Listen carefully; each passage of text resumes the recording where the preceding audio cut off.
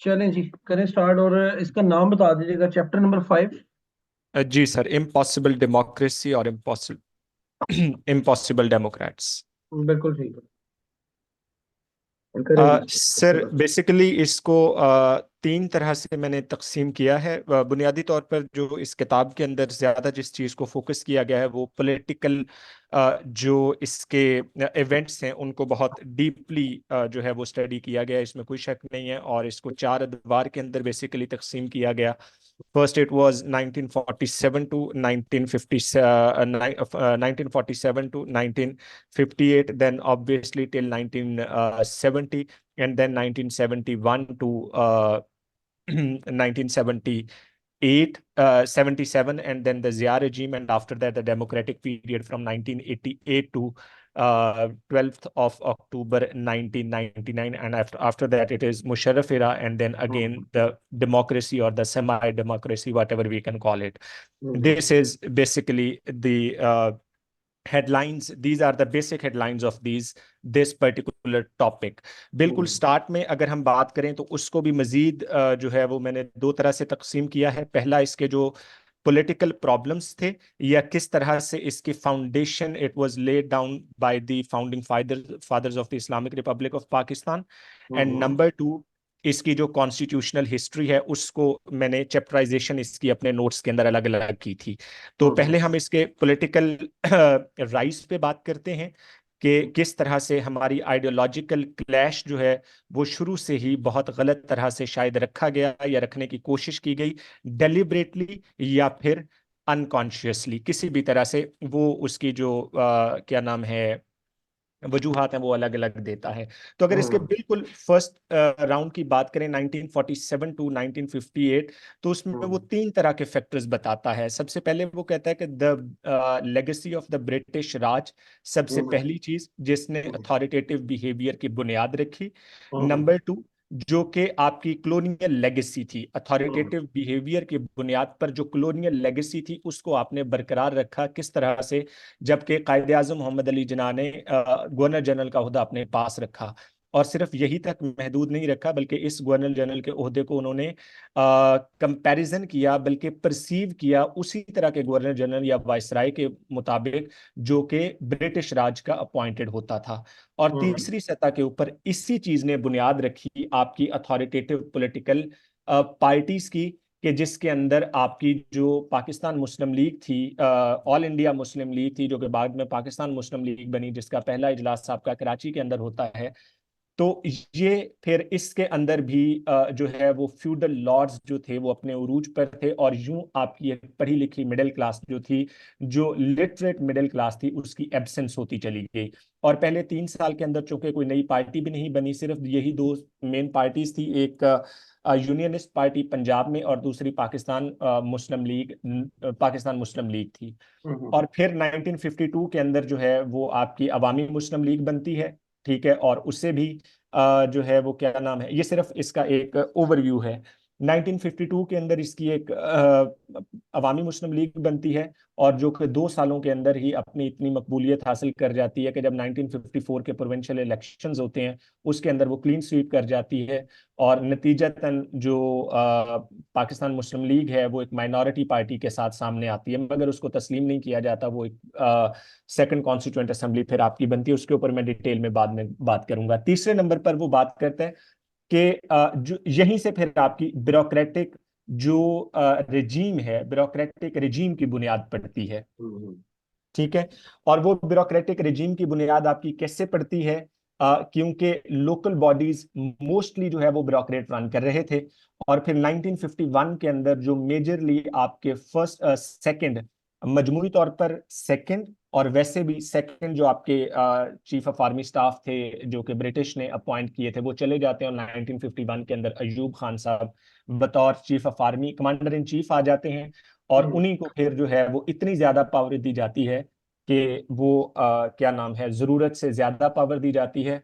और फिर उनको ना सिर्फ पावर दी जाती है बल्कि वो लियाकत अली खान साहब उनको फाइनेंस मिनिस्ट्री भी देते हैं। एंड लेटर ऑन फिर जो रिएट्स होते हैं यहाँ पर अहमदीज की वजह से, और फिर जो पहला मार्शल लॉ लगता है लाहौर के अंदर, तो यहाँ से आपकी चार बुनियादी जो हैं। ये बहुत सारे बच्चों के लिए नई बात होगी कि जो पहला मार्शल लॉ लगा है ना, वो प्रोविंशियल लेवल पर यहाँ 53 में लगा है, 4 में लगा है।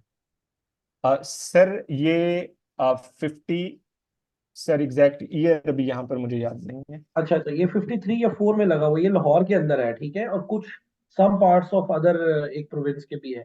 तो ये 50, ये यहीं से स्टार्ट हो गया था काम ना, स्टार्ट से ही। ये कोई 58 के अंदर तो कह लें कि एक फुल फ्लैज हो गया ना काम। जी। नेक्स्ट 53 में जी, ठीक है, नेक्स्ट। जी जी बिल्कुल सर। तो ये बुनियादी तौर पर वो चार आपकी जो है वो बुनियाद रखती है, जो कि जिसने बाद में पाकिस्तान के मेजरली पॉलिटिकल स्ट्रक्चर को लीड किया। अब उन चारों के ऊपर मैं जरा वन बाय वन सबके ऊपर बात करता हूं। सबसे पहले अगर हम देखते हैं तो वो जो हमारी priority to building and defending the state, though hmm constitutional हमारी कैंपेन थी, वो बहुत ज्यादा शुरू से ही वीक रही। हम्म पाकिस्तान का जो फर्स्ट कॉन्स्टिट्यूशन है वो 1956 के अंदर बनता है, हम्म और जबकि दूसरी जानिब वो कंपैरिजन करता है इंडिया के साथ, जो कि पहला कॉन्स्टिट्यूशन अपना बना लेता है 26 जनवरी हम्म 1950 को। लेकिन आयरॉनिकली वो बहुत खूबसूरत मिसाल देता है कि जब 26 जनवरी 1950 को वहां पर आपका क्या नाम है कॉन्स्टिट्यूशन बन रहा था, तो हमारे यहाँ 26 जनवरी को ही 1950 को जनवरी में ही 6 या 26 जनवरी 1950 को यहाँ पर एब्डो का कॉन्स्टिट्यूशन, एब्डो इंट्रोड्यूस कराया गया था। इंट्रोड्यूस करवा दिया गया, elected bodies and representatives disqualification act. अच्छा, उसके अंदर भी मजे की बात यह है कि उसको जब खत्म किया जाता है 1954 के अंदर, तो वो बिल्कुल आज की जो हमारी पॉलिटिकल स्ट्रक्चर है उससे बिल्कुल मुख्तलिफ नहीं होता। मैं ना उमर साहब एक अक्सर ना क्लास में बात करता हूँ सर कि पाकिस्तान ये वो मुल्क है जो बेचारा दायरों का सफर कर रहा है।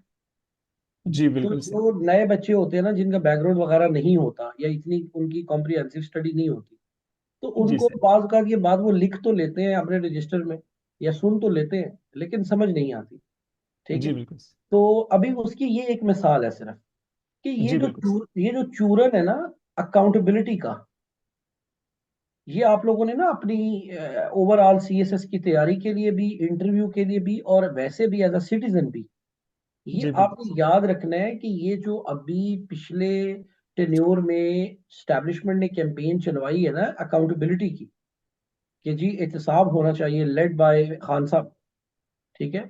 तो ये एहतसाब का जो चूरन है ये आज से नहीं है, ये शुरू से ही जो है वो आप यूज कर रहे हो in the pretext of accountability. हम पॉलिटिकल इंजीनियरिंग करते हैं, ठीक है। और जी वो बिल्कुल सर। पॉलिटिकल जो इंजीनियरिंग है वो डेमोक्रेसी को कंसोलिडेट करने के लिए नहीं होती, ठीक है, बल्कि वो डेमोक्रेसी को डिरेल करने के लिए होती है, ठीक है। तो इसमें political parties, politicians, parliamentarians, they become the victim of these projects. You are absolutely right sir. ठीक है जी। जी सर। अब मैं सर इसको जरा ब्रीफली वन बाय वन जो चार फैक्टर्स मैंने गिनवाए हैं उनको मैं ब्रीफली जरा एक्सप्लेन करता चलूं फर्स्ट हाफ के। उसमें सर वो कहता है कि Jinnah viewed this office as similar to the British governors general whose bore the title of the viceroy after 1858, while India draw inspiration more from its parliamentary and the federal feature। ये हम्म यहाँ पर वो उसका comparison देता है। और हम्म दूसरी सतह के ऊपर ही believed these two aspects were inseparable and he elaborated on these plans in a broadcast speech in February 1948। अच्छा, यहाँ पर ना वो एक काउंटर आर्गुमेंट भी देता है, यानी अपनी ये हम्म चार बातें गिनवाने के बाद वो यहाँ पर एक क्लियर हम्म काउंटर आर्गुमेंट अपनी बात को थोड़ा सा रिफ्यूट भी करता है कि that hmm did not mean that Jinnah was not in favour of the democracy on June 9 हम्म 1847।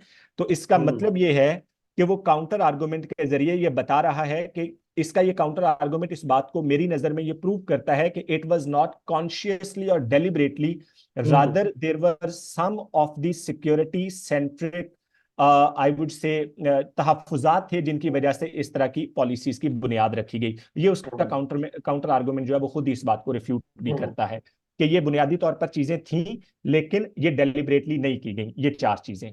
तो हम्म इससे मैंने एक सेंटेंस लिखने की कोशिश की थी कि यानी इन चार पैराडाइम्स की सूरत के अंदर कि हम्म जनाब believe parliamentary aspired for the presidential system, but ruled the new nascent state with personalized power of the Governor General, prescribed as the President of the General Assembly as अब well. यहाँ पर जितने भी बच्चे हैं वो दो वर्ड्स नोट कर लें, ठीक है। एक है personalisation of power, Yes, sir. ठीक है, और एक है institutionalization of power. Yes, sir.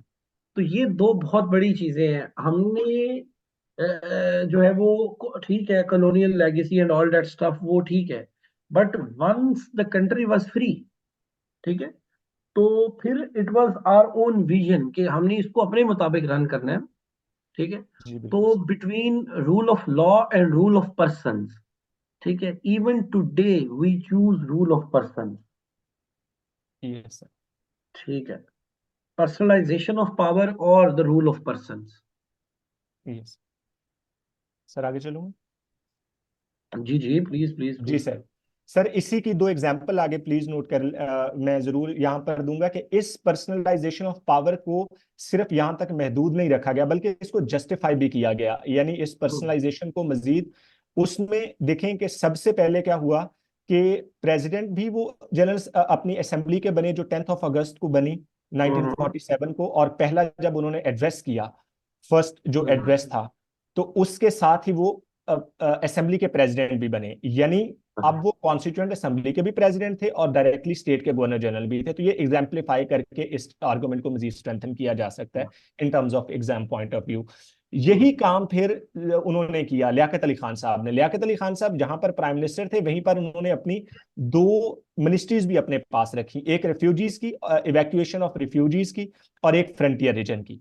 ये दो जो सेपरेट मिनिस्ट्रीज थी, ये भी उनके साथ जाती थी। तो इस चीज का जो आउटकम देते हैं वो फिर इयन टैलबॉट की किताब से वो एक रेफरेंस देते हैं। वो कहते हैं कि इन तीन चीजों ने मिलकर किया क्या, the central cabinet was even more docile and submissive than the working committee of the All India Muslim league.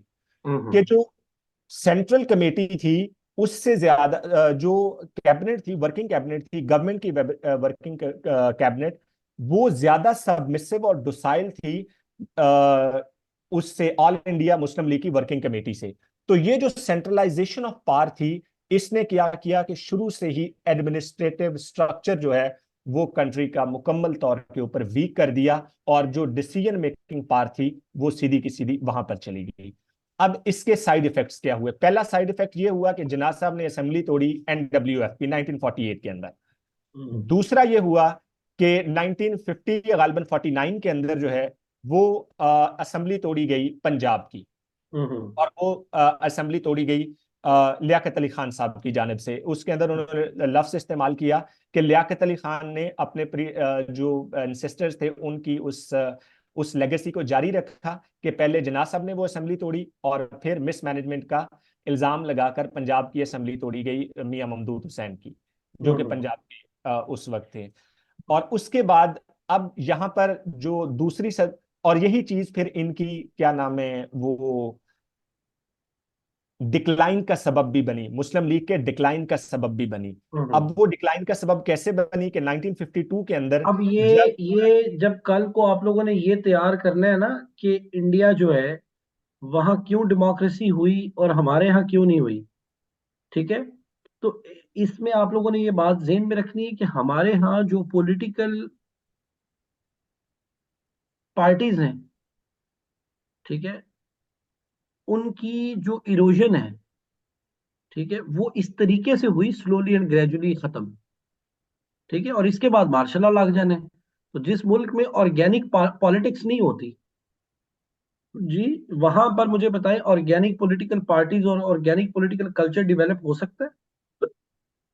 ठीक है, तो ये जो उमर साहब अभी पॉइंट बता रहे हैं, ये आप लोग नोट कर लें कि ये वो एरिया डिस्कस हो रहा है जिसमें बहुत जरूरी चीजें हो रही हैं कि हमारे यहाँ जो सियासी जमात है या जमातें हैं वो इरोड हो रही हैं at the hands of these autocratic या अथॉरिटेटिव टेंडेंसीज। जी नेक्स्ट। Yes sir. सर यहाँ पर दो आर्टिकल्स का उन्होंने हवाला दिया। गवर्नमेंट ऑफ इंडिया एक्ट का 92A, इससे पहले अमेंड किया गया, authorising the federal government to dismiss a provincial government on in July 1948। ये बिल मूव हुआ, खान साहब ने किया। 1948 के अंदर लियाकत अली खान साहब ने। हमारे यहाँ तो खान साहब का इस्तारा ही अब माशाल्लाह। नहीं जी, आप खान साहब से मुराद जो है ना इमरान खान साहब ही है। आप लियाकत अली खान साहब, गुस्ताखी ना लियाकत हो, अली खान साहब, जी जी गुस्ताखी ना हो। लियाकत, सर बिल्कुल लियाकत अली खान साहब। तो हम्म। 92A जो था उसको अमेंड किया गया, और सेक्शन 93 इसका फिर यूटिलाइजेशन की गई जनवरी 1949 के अंदर। Dismiss the government of Punjab on the pretext of mismanagement. अगला जुमला बड़ा इंपॉर्टेंट है, even though it enjoyed a solid majority in the provincial assembly. Solid majority को बरतरफ कर दिया गया, सॉलिड मेजॉरिटी को साइडलाइन कर दिया गया। तो इट मींस के section 92 and section 93 of the constitution of the amended act of 1935, it was the first ever step to curb the civilian government, first time in the history of Pakistan that actually paved the way for article 58(2)(b) for the rest of the history in the Islamic Republic of Pakistan later on in 1880s and 90s. Am I right, sir? Excellent और excellent. और ये जो 58(2)(b) की extension है ना, जी sir. ठीक है, ये फिर अभी भी हमें ये पिछले दौर में पीएमएलएन के दौर में इनकी बलूचिस्तान में गवर्नमेंट गिराई गई। जी जी सर। ठीक है। इसके ऊपर उस बिल्कुल सर, ठीक है। Please please. तो ये, हाँ जी, तो ये सिलसिले और फिर गवर्नर राज लगते हैं। ठीक है, फेडरल गवर्नमेंट जो है वो सूबाई हुकूमतों को मफलूज करती है और गवर्नर राज लगाते हैं। ठीक है, सलमान तसीर साहब जब गवर्नर बने थे पंजाब के, ठीक है, तो इट वाज द गवर्नर राज। ठीक है। तो ये सिलसिले जो हैं ये आज तक भी, यही वो एक और एग्जांपल लिख लें कि ये भी वो दायरे का सफर है जो हम तय कर रहे हैं। ठीक है जी। जी सर। अब उसके बाद मजे की बात देखें कि फिर जनाब आपका एब्डो आ जाता है 1950 के अंदर। 19 एग्जैक्ट इसकी डेट सर क्या थी, 1949 6 जनवरी या 26 जनवरी को हम्म। एब्डो आ जाता है, elected body representative, hmm. Sorry PRODA, public representative of disqualification act. जो एब्डो था वो 1959 में आया था, जी अयूब जी ने जी। दिया था 17 अगस्त को। हम्म। अच्छा, अब जो प्रोडा था इसके साथ जो है वो प्रोविंशियल असेंबलीज को पहले जो प्रोविंशियल गवर्नर्स थे उनको क्या नाम है एम्पावर कर दिया गया कि वो असेंबली तोड़ सकते हैं। ठीक है, हम्म। सेंट्रल गवर्नमेंट, सॉरी उस वक्त की जो सेंट्रल गवर्नमेंट थी। हम्म। अब हुआ क्या कि जो इसकी जो मतलब इसकी जो राय दी उन्होंने आखिर पर, जिस बुनियाद पर उन्होंने कहा कि ये जितने भी यानी कि सियासतदान है वो दूध के धुले हो जाएंगे, बस इन्हें एक हम्म। काम करना है कि वो सियासत से अलग हो जाएं। हम्म। ये परोडा के जरिए काम किया गया, और यही काम एब्डो के जरिए किया गया। एब्डो के अंदर हम्म। ये, क्योंकि ये 1954 में प्रोडा को खत्म कर दिया गया था, एब्डो के अंदर ये हुआ था कि उन्होंने 7-7 साल के लिए जो इलेक्टेड बॉडी रिप्रेजेंटेटिव्स थे उनको डिस्क्वालीफाई कर दिया गया, जिसके अंदर बड़े कदावर शख्सियात थे, आपके हुसैन शहीद सोहरवर्दी समेत बड़े बड़े जो नाम थे उन सबको डिस्क्वालीफाई जी कर जी दिया गया। जी जी जी। तो इसका मतलब है कि ये चीज भी हमें आज नजर आती है कि आप कोई भी पॉलिटिकल डील के तहत, पॉलिटिकल गिव एंड टेक के तहत अगर आप कुछ देर के लिए सियासत से हट जाएंगे, ना कि आप सियासत से हटें बल्कि मेरे ख्याल से आप एक खास पॉलिटिकल एलीट, सॉरी एक खास ब्यूरोक्रेटिक एंड मिलिट्री एलीट के लिए रास्ता साफ कर दें, तो मेरे ख्याल से ये उनके लिए एक बहुत अच्छी चीज होती है। बाद में दोबारा आप आके प्राइम मिनिस्टर भी बन सकते हैं और आपको हर तरह से फैसिलिटेट किया जाएगा। तो ये दो जो कॉन्स्टिट्यूशन, ये दो आपकी जो कॉन्स्टिट्यूशनल अमेंडमेंट्स तो नहीं है, मगर ये दो ऑर्डिनेंस जो हैं ये बुनियादी तौर पर आपकी आज तक पीछा कर रहे हैं आपकी पॉलिटिकल हम्म। इन्फ्रिंजमेंट का, कि जिसकी वजह से हम आज इस धाने पर खड़े हैं और पॉलिटिकल स्टेबिलिटी पाकिस्तान की बहुत पीछे हमें नजर आती है। हम्म। तो ये बुनियादी तौर पर आपके जो हैं 3 से 4 एलिमेंट्स थे जिन्होंने पॉलिटिकल हिस्ट्री के एतबार से उस वक्त के 1958 तक आपके बनते हैं। अब अगर हम इसकी कॉन्स्टिट्यूशनल हिस्ट्री देखें तो वो भी उतनी ही मजे की है, अगर आप मुझे अलाउ करें सर। जी जी प्लीज। कि यहां पर आपकी कॉन्स्टिट्यूशनल असेंबली तक खत्म कर देते हैं, क्योंकि कॉन्स्टिट्यूशनल असेंबली को मैंने अलग से देखा था। तो फर्स्ट हम्म। कॉन्स्टिट्यूंट असेंबली, अगर इसको मैं एग्जाम पॉइंट ऑफ व्यू से देखूं तो सिर्फ 3-4 चीजें मैं इसकी आपके गोशगुजार करना चाहता हूं कि जी जी। ये जो असेंबली बनी कैसे थी। जो 1945 और 1946 के जो इलेक्शंस हुए थे जिनके अंदर क्लीन स्वीप किया था मुस्लिम लीग ने, तो हम्म। वहां पर जो मेंबर्स इलेक्ट हुए थे वही मेंबर्स आपके फिर जो पाकिस्तान के लिए पहली असेंबली 1947 जिसका फर्स्ट इजलास जो है या सेशन जो है वो 10 अगस्त को कराची के अंदर होता है, तो वो उसके जो मेंबर्स थे they came from that particular elections. First there were 69 members and after that it was increase to 79, और इसमें गालिबन 2 खवातीन भी शामिल थी, एक थी या 2 थी मुझे कंफर्म नहीं सर अभी. उसके बाद 11 अगस्त को कायदे आजम ने असेंबली को एड्रेस किया, और 12 अगस्त को उन्होंने टाइटल जो है वो ऑफिशियली अपना कायदे आजम एज्यूम किया. अब इसके अंदर जो है वो 3 से 4 चीजें कायदे आजम के इस टेन्योर के अंदर, अगेन वो जो military sorry Indian centric security state की बुनियाद रखी थी, जिसका उसने पहला आर्गुमेंट दिया था, तो वो अगेन यहाँ पर रिफ्यूट होता नजर आ रहा है किसी हद तक, किसी हद तक, ऐसा नहीं कि मुकम्मल तौर के ऊपर. क्यों? क्योंकि right after the inception of the nation state we had direct war with India over the issue of Kashmir 1948 के अंदर. अब उसमें चूंकि उस वक्त जो गवर्नर जनरल थे, उस वक्त जो सॉरी आर्मी चीफ थे वो ब्रिटिश थे, तो उन्होंने पहले तो मानने से इनकार कर दिया, लेकिन बाद में जब गिलगित के जो लोग थे उन्होंने दोबारा उस चीज को अटैक किया, तो फिर बाद में पाकिस्तान आर्मी भी गई, और जो मौजूदा गिलगित बल्तिस्तान और कश्मीर का जो हमारे पास गालिबन कोई 33% एरिया है, वो उसी वॉर का नतीजा है. बाकी सारे का सारा वो फिर इंडिया के पास रह गया. और फिर बाद में अगर आप फॉरेन पॉलिसी ऑफ पाकिस्तान को पढ़ें, उस वो मैं फिर उस तरफ जाना नहीं चाहता, मैं सिर्फ सेंटर किसी बुक पे रहना चाहता हूँ, तो उसके अंदर उन्होंने उसके क्लियर व्यूज भी बताए हैं, और उसकी जो क्या नाम है करारदाद नंबर है वो भी उसका जिक्र किया गया है. तो जिन्ना का जो टेन्योर है बुनियादी तौर पर, चूंकि प्रिंसली स्टेट्स का मामला था कश्मीर का, तो सबसे पहले तो यहाँ पर वॉर हो गई, और फिर उसके बाद इसके ऊपर जो इंडियन वर्जन था वो ये था कि चूंकि महाराजा वहां पर हिंदू था, तो उसने कहा कि नहीं जी वो उधर जाना चाहते हैं, तो उनका इंडियन वर्जन ये था, चूंकि गवर्नमेंट ने ये डिसाइड किया है, so this was the legitimacy towards our side that why we invaded Kashmir.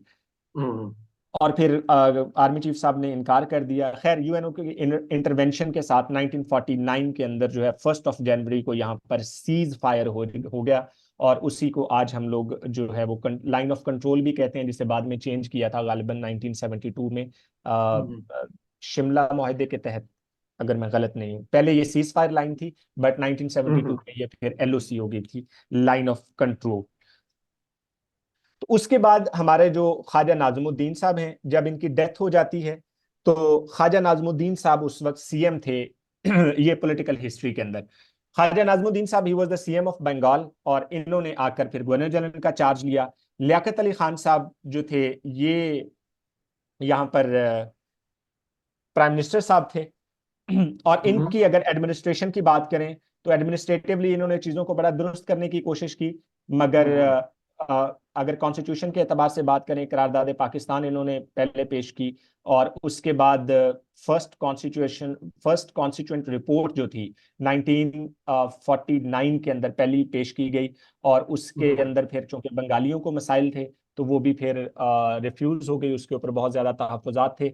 Again फिर आपकी सेकंड कॉन्स्टिट्यूएंट जो रिपोर्ट थी वो ख्वाजा नाज़मुद्दीन ने दी थी, और जब ख्वाजा नाज़मुद्दीन ने अपनी सेकंड कॉन्स्टिट्यूएंट रिपोर्ट दी, तो उसके ऊपर भी बहुत ज्यादा तहफुजात थे.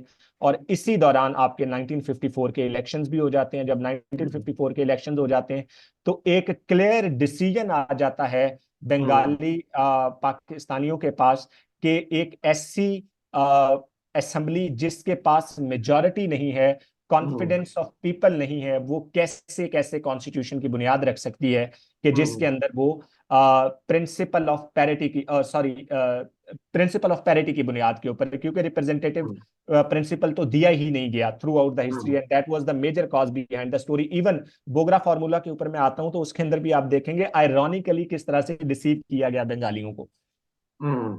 तो यूं जो है अब ख्वाजा नाज़मुद्दीन की जो डिसमिसल था वो आप यूं समझिए कि शायद जरूरी हो गया था. क्यों?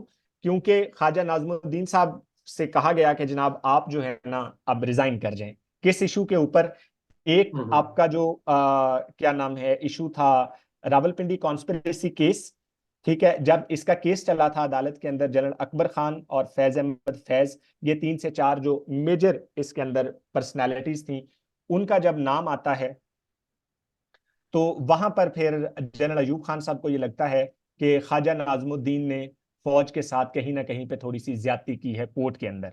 ठीक है, हुसैन शहीद सोहरावर्दी जो थे वो खुद भी एक वकील भी थे और उस वक्त वो केस भी लड़ रहे थे, वहां पर वो अपीयर भी हुए। तो इससे एक नई जो रिफ्ट थी सिविल मिलिट्री की वो परवान चढ़ने लग गई, और इसने फिर आगे जाकर एक बहुत ज्यादा प्रॉब्लमेटिक प्रॉब्लम क्रिएट की।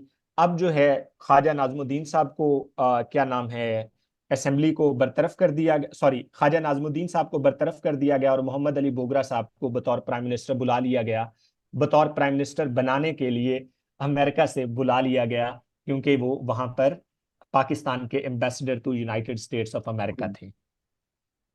और यही काम फिर बाद में 1993 में मोइन कुरैशी के सिलसिले में भी हमने किया। तो ये एक लंबी सीरीज है। बाद में भी हम शौकत अजीज की सूरत में भी करते रहे, वर्ल्ड बैंक से गालिबन बुलाया गया उनको।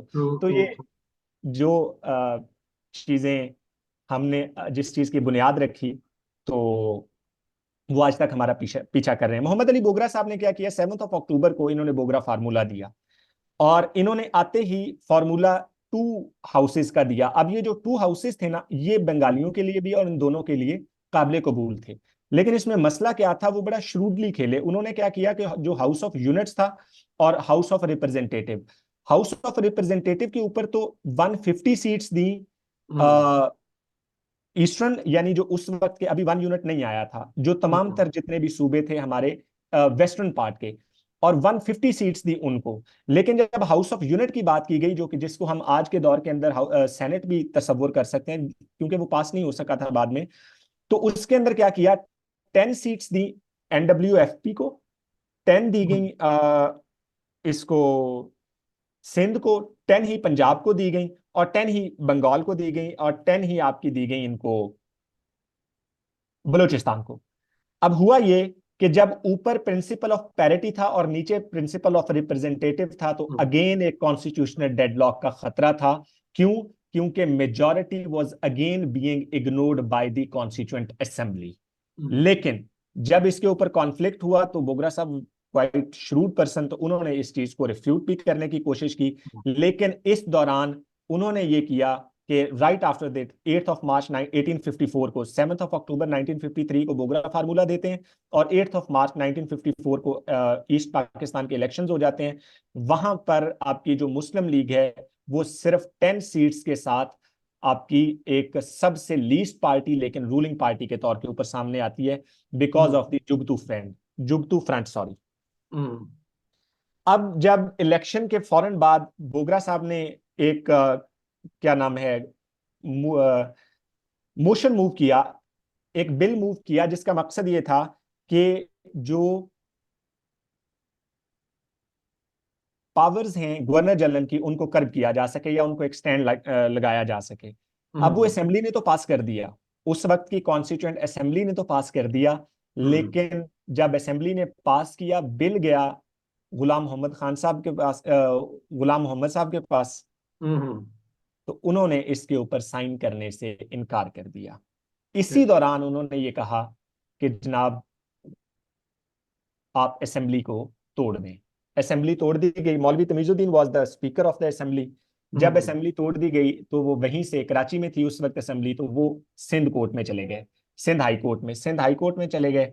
तो वहां पर उन्होंने कहा जी कि ये असेंबली नाजायज तरीके से तोड़ी गई, चूंकि अब आपके पास 1935 एक्ट के तहत तोड़ी गई, तो इसको हम बहाल करते हैं। असेंबली बहाल हो गई, तो गुलाम मोहम्मद खान साहब इसको ले गए फिर नजरिया जरूरत के तहत, या डॉक्ट्राइन ऑफ नेसेसिटी ने जहां से जन्म लिया, फेडरल कोर्ट, क्योंकि first supreme court was came into existence after the promulgation of the first constitution of the Islamic Republic of Pakistan in 1956। उस वक्त ये फेडरल कोर्ट थी।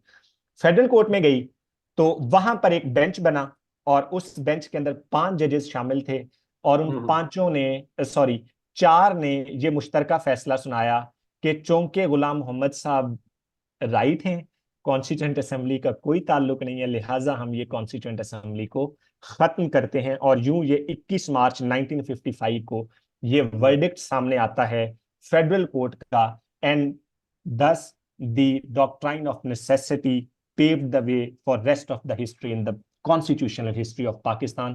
फिर उसका जो तरीकाकार है वो 2000 में भी हमने देखा, और फिर 3 मार्शल लॉज की सूरत में भी देखा, और सबसे पहले फिर जो फर्स्ट मार्शल लॉ लगा था उसके अंदर तो असेंबली का ताल्लुक ही कोई नहीं था। जो 27 अक्टूबर को लगाया गया था, पहले 8 अक्टूबर 1958 को और बाद में 27 अक्टूबर 1958 को अयूब खान साहब की सूरत के अंदर। अब यहाँ पर जस्टिस कार्निलस थे, सिर्फ ये एक इंपॉर्टेंट नेम है, जिन्होंने इख्तलाफी नोट लिखा था और बाद में ये पाकिस्तान के चीफ जस्टिस भी बने। और ये वाहिद गैर मुस्लिम थे जिन्होंने ये अपना इख्तलाफी नोट लिखा था कि on the basis of a colonial act it is impossible to broke the assembly in terms of such pathetic way. तो यहां से फिर डॉक्ट्राइन ऑफ नेसेसिटी का कॉन्सेप्ट। आगाज हुआ। अब आते हैं मोस्ट फनीस्ट थिंग। ठीक है, अब सर मेरी वैसे स्टडी ठीक थी इसके ऊपर, कॉन्स्टिट्यूशनल हिस्ट्री के ऊपर। अब जरा आके मैंने, चूंकि डीपली जब आपने प्रेजेंटेशन देना होती है तो आप जरा डीपली करते हैं। अब सेकंड कॉन्स्टिट्यूएंट असेंबली देखें कैसे बनती है। जब असेंबली टूट गई तो अब मुल्क में तो कोई कानून नहीं था सिवाय गवर्नर जनरल के, और कोई बंदा भी नहीं था गवर्नर। जब असेंबली टूट गई तो सारे के सारे घर चले गए। अब नतीजा क्या हुआ कि गुलाम मोहम्मद साहब was quite in a problem कि अब जो इसके मामलाते जिंदगी हैं स्टेट के, business of the state, how it would run, उन्होंने क्या किया, again he went to the federal court. Federal court ने ये कहा कि जनाब आप एक कॉन्स्टिट्यूशनल कन्वेंशन बुलाएं तमाम सूबों से। कॉन्स्टिट्यूशनल कन्वेंशन बुलाया गया और वो कॉन्स्टिट्यूशनल कन्वेंशन यूं बुलाया गया कि जिसके टोटल 80 मेंबर्स थे। बंगाल से 40 मेंबर्स थे, पंजाब से 21 थे, एनडब्ल्यूएफ से 4 थे, सिंध से 5 थे और अदर स्टेट से ये 10 थे। ये थोड़ी सी जो हिस्सा है ये, चूंकि एग्जाम पॉइंट ऑफ व्यू से भी मैंने चीजें देखनी थी तो ये मैंने वहां से लिया था constitutional political history of Pakistan से, क्योंकि नोट्स मेरे बने थे तो मैं इस वजह से साथ थोड़ा सा एलैबोरेट कर रहा हूँ। अगर आप कहते हैं तो सर मैं इसको स्किप करता हुआ आगे चलता नहीं ठीक है, चले चले। हूँ। जी सर। तो उसके बाद फिर जब न्यू कॉन्स्टिट्यूएंट असेंबली बनती है तो उन्होंने अपना जो न्यू क्या नाम है, प्रेसिडेंट, न्यू प्राइम मिनिस्टर बनते हैं, चौधरी मोहम्मद अली साहब बनते हैं। फर्स्ट सेशन इसका 7 जुलाई 1955 को होती है और फिर 1 यूनिट 14 अक्टूबर 1955 को गवर्नर जनरल गुलाम मोहम्मद साहब थे और चौधरी मोहम्मद अली थे। इन्होंने जो 1 यूनिट था उसको, चूंकि constitution was ready by the Bogra, Bogra ने बड़ा एक्सटेंसिवली इसके ऊपर काम किया था। और फिर आपकी जो फर्स्ट कॉन्स्टिट्यूशन है वो आपका बन जाता है 1956 के अंदर। और उससे पहले 1 यूनिट आता है जिसके अंदर सीएम, अगर वेस्ट पंजाब की बात करें तो यहाँ पर डॉक्टर खान साहिब थे और ईस्ट पंजाब के अंदर अबू हुसैन सरकार सीएम बने और वेस्ट पाकिस्तान के अंदर गवर्नर मुश्ताक गुरमानी थे 1 यूनिट के बाद, और अमीरुद्दीन अहमद ये ईस्ट पाकिस्तान के अंदर गवर्नर बनते हैं। और उसके बाद फर्स्ट कॉन्स्टिट्यूशन जो है वो आपका पास हो जाता है after 9 years of independence bye bypassing most of the constitutional and political history of Pakistan. Ultimately, Pakistan got its very first constitution in 1956। अगर इसको मैं कुछ नाम देना चाहूं तो इसको हम इरा ऑफ जुडिशियल कूज भी कह सकते हैं। ठीक है, क्योंकि first Sindh high court, federal court, constitutional convention for the set, क्योंकि कॉन्स्टिट्यूशनल कन्वेंशन का कोई तुक नहीं बनता था यहाँ पर किसी भी तरह से। तो yes we can call it a judicial coup, yes we can also call it a political chaos and the constitutional infringement of this particular period of 1 decade, comprising of 1 decade। और यूं 1956 का कॉन्स्टिट्यूशन बनता है और फिर ये constitution गालिबन को 1.5 साल भी नहीं रहता और इससे 8 अक्टूबर को और इस कॉन्स्टिट्यूशन के तहत चंद एक तब्दीलियां होती हैं। मसलन पाकिस्तान में गवर्नर जनरल खत्म कर दिया जाता है। पाकिस्तान के 4 गवर्नर जनरल थे, फर्स्ट कायदे आजम थे और लास्ट सिकंदर मिर्जा थे। अब यहाँ पर जो तीसरी बड़ी वो अपनी प्रॉब्लम बताता है पाकिस्तान के पॉलिटिकल स्ट्रक्चर के अंदर, वो थी ब्यूरोक्रेसी का, पाकिस्तान की मिलिट्री, पाकिस्तान के कॉन्स्टिट्यूशनल हिस्ट्री, पाकिस्तान के पॉलिटिकल स्ट्रक्चर के अंदर उसकी इन्वॉल्वमेंट। पहले मिलिट्री सेटअप से अयूब खान साहब आए और उसके बाद सिकंदर मिर्जा आए, ठीक है। Major general Sikandar Mirza. अब ये पहले गवर्नर थे और बाद में प्रेसिडेंट भी बने। और इन्होंने आकर जो बतौर गवर्नर जनरल इनका जो सबसे अच्छा कारनामा था, वो मेरी नजर के अंदर 5 प्राइम मिनिस्टर इन्होंने तब्दील किए, जो भी आप आयरॉनिकली कह लें या जिस तरह से भी कर लें। So this was also a major setback जो कि 1956 से लेकर 1958 तक तकरीबन इन्होंने 4 से 5 जो वज़राए आजम हैं वो इनका शिकार बने। सबसे पहले तो मोहम्मद अली हिमसेल्फ, जिन्होंने कॉन्स्टिट्यूशन दिया और इनको प्रेसिडेंट बनाया। दूसरे नंबर पर हुसैन शहीद सोहरवर्दी, तीसरे नंबर पर आया चंद्रीगढ़, और उसके बाद मलिक फिरोज खान नून, जो कि आखिरी प्राइम मिनिस्टर भी थे बिफोर द मार्शल लॉ। और इन्हीं के दौर के अंदर पाकिस्तान ने ग्वादर जो है वो ओमान से उस वक्त खरीदा, जो ग्वादर पोर्ट आज जो कि सी पैक का सबसे एक क्रूशल पॉइंट है बिकॉज ऑफ द पोर्ट। और वो डेवलप भी काफी ज्यादा हो रहा है। यहाँ पर अगर आप मुझे इजाजत दें तो एक चीज सर मैं जरूर शेयर करूंगा, जो लोग टूरिज्म के ऊपर बिलीव कर रहे हैं, वो जहां पर उस तरफ जा रहे हैं, वो अब जरा ग्वादर का भी जरूर विजिट करें, देखने लायक जगह है। तो जिस तरह से वो उसको डेवलप किया जा रहा है, ठीक है, वो भी अब मिलिट्री कर रही है विद द सी पैक, लेकिन वो टूरिज्म के लिए एक बहुत अच्छी जगह है। साहिल समंदर कराची की निस्बत वो बहुत ज्यादा साफ है। ये सिर्फ मैंने एक जी छोटी सी जी। बात। अच्छा, उसके बाद सर जब फिर आ जाता है अयूब खान का एरा, ये हमारा फर्स्ट सर यहाँ पर मुकम्मल हो जाता है। अयूब खान के एरे को सर हम अयूब खान एरा को हम मजीद फिर दो तरह से देखेंगे। पहला उसका जो इंटरनल फ्रंट है और दूसरा जो उसका एक्सटर्नल फ्रंट है, क्योंकि अयूब खान के दौर के अंदर हमने पाकिस्तान की सबसे बड़ी जंग लड़ी 1965 की, ठीक है। और दूसरी सतह के ऊपर पाकिस्तान सबसे पहले कोई भी कॉलोनियल पावर हो या फिर डिक्टेटोरियल रिजीम हो, उसके लिए सबसे पहली चीज क्या होती है? To legitimize himself to rule on that particular land. It is the primordial concern whenever it comes to the form of government, either it's a dictatorial regime or that is a colonial power. So in this case, it was a regime, dictatorial regime. So he introduced some political tactics. Ayub, he first himself introduced basic democracies in 1959. First, those basic democracies were comprising of 40,000 members. Those were called the BD members. 40,000 from, sorry, 80,000, 40,000 from the East Pakistan, and rest of the 40,000 were from the West Pakistan. And later on, these basic BD members were increased from 80,000 to 120,000 members. And these were this was the major tool that actually legitimized the presidential era comprising of more than 9 years of the Ayub Khan. And then he introduced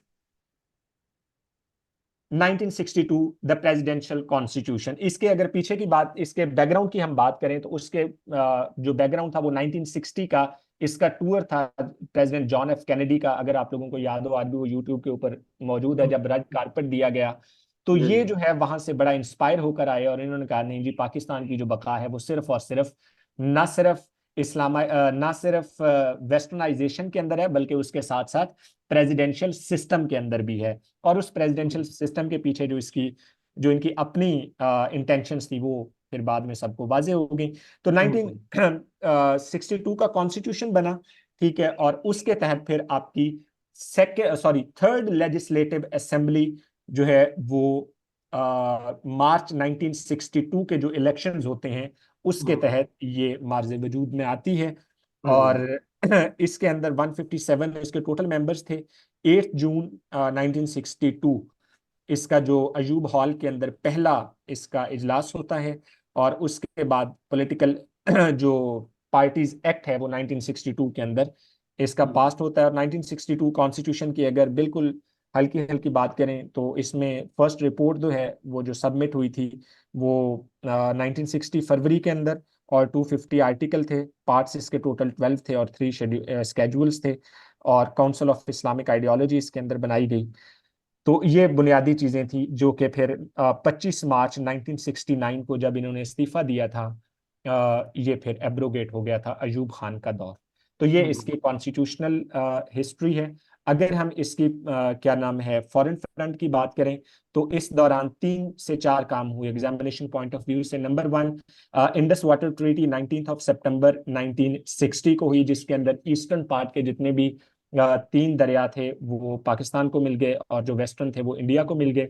और उसके बाद run of Kutch arbitration होती है इसके अंदर sir, 1968 के अंदर। ये रन ऑफ कच्छ बेसिकली ये एक मडी एरिया है, बिल्कुल सरक्रीक के साउथ की तरफ ना, सरक्रीक के ईस्टर्न पार्ट की तरफ। इसके ऊपर 1965 के बाद एक पाकिस्तान का और इंडिया का जो है वो एक डिस्प्यूट हुआ, जिसको बाद में इंटरनेशनल कोर्ट ऑफ जस्टिस में ये ले गए, और उसको ऊपर फिर 1968 के अंदर जो है ये 90% जो है वो इंडिया को दे दिया गया, और 10% जो है ये फिर पाकिस्तान के पास रहा on the basis of the territorial claim.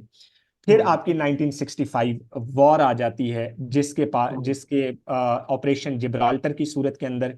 ये ऑपरेशन जिब्राल्टर जो है, it was to start a revolution in Kashmir and local people to stand against the Indian army. It was planned well. लेकिन इसके मुतालिक ये कहा जाता है, जो इन्होंने भी बात की, कि it was planned well with clumsy execution. यानी ये प्लान अच्छी तरह से किया गया था, लेकिन इसकी एग्जीक्यूशन बहुत ज्यादा अच्छी नहीं हुई। So in response to it, in September Pakistan was invaded by the India. और फिर वो जो अयूब खान का जो प्रेसिडेंशियल एड्रेस था रेडियो पाकिस्तान के ऊपर, एक तारीखी तौर के ऊपर, my dear fellows, we are invaded by the foreign aggression, so it is the primordial concern for us to defend the homeland of our for rest of our history.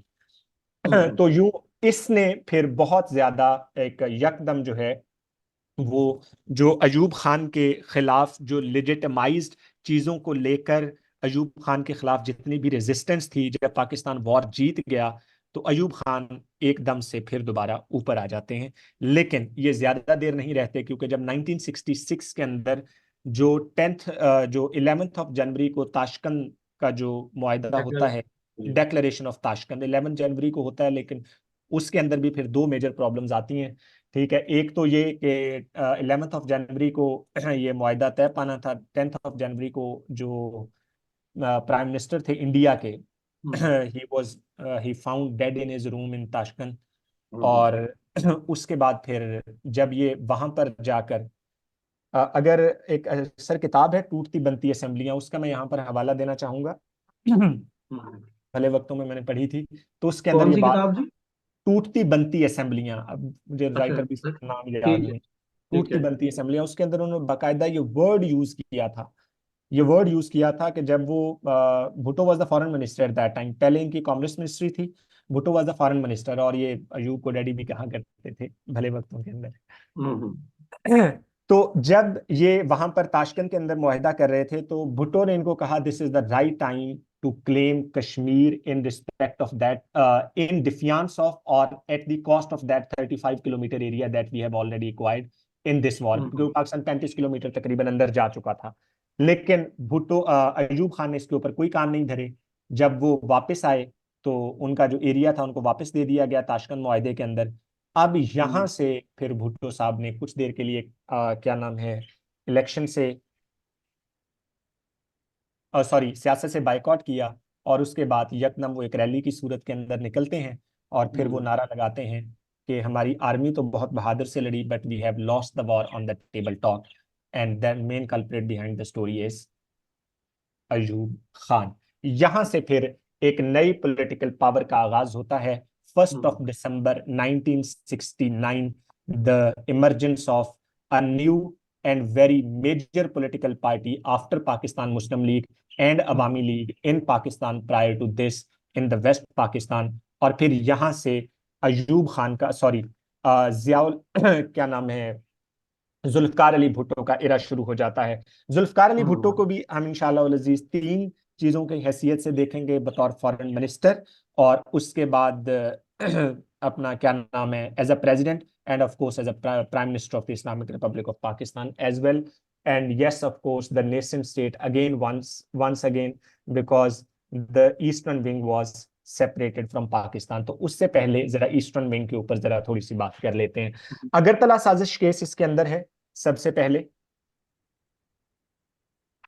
जी। अगर आप इजाजत दें तो सिर्फ दो चीजें सर, मैं अयूब खान की जो दौर है उसके what were the main outcomes of it. जी जी अगर जी। हम इसमें देखें तो Mangla and Tarbela dam was built in that particular era. ठीक है, hmm industrial revolution was at its peak only because of the American aid and the progressive and the 5 year of the progress plan that was introduced in 1960.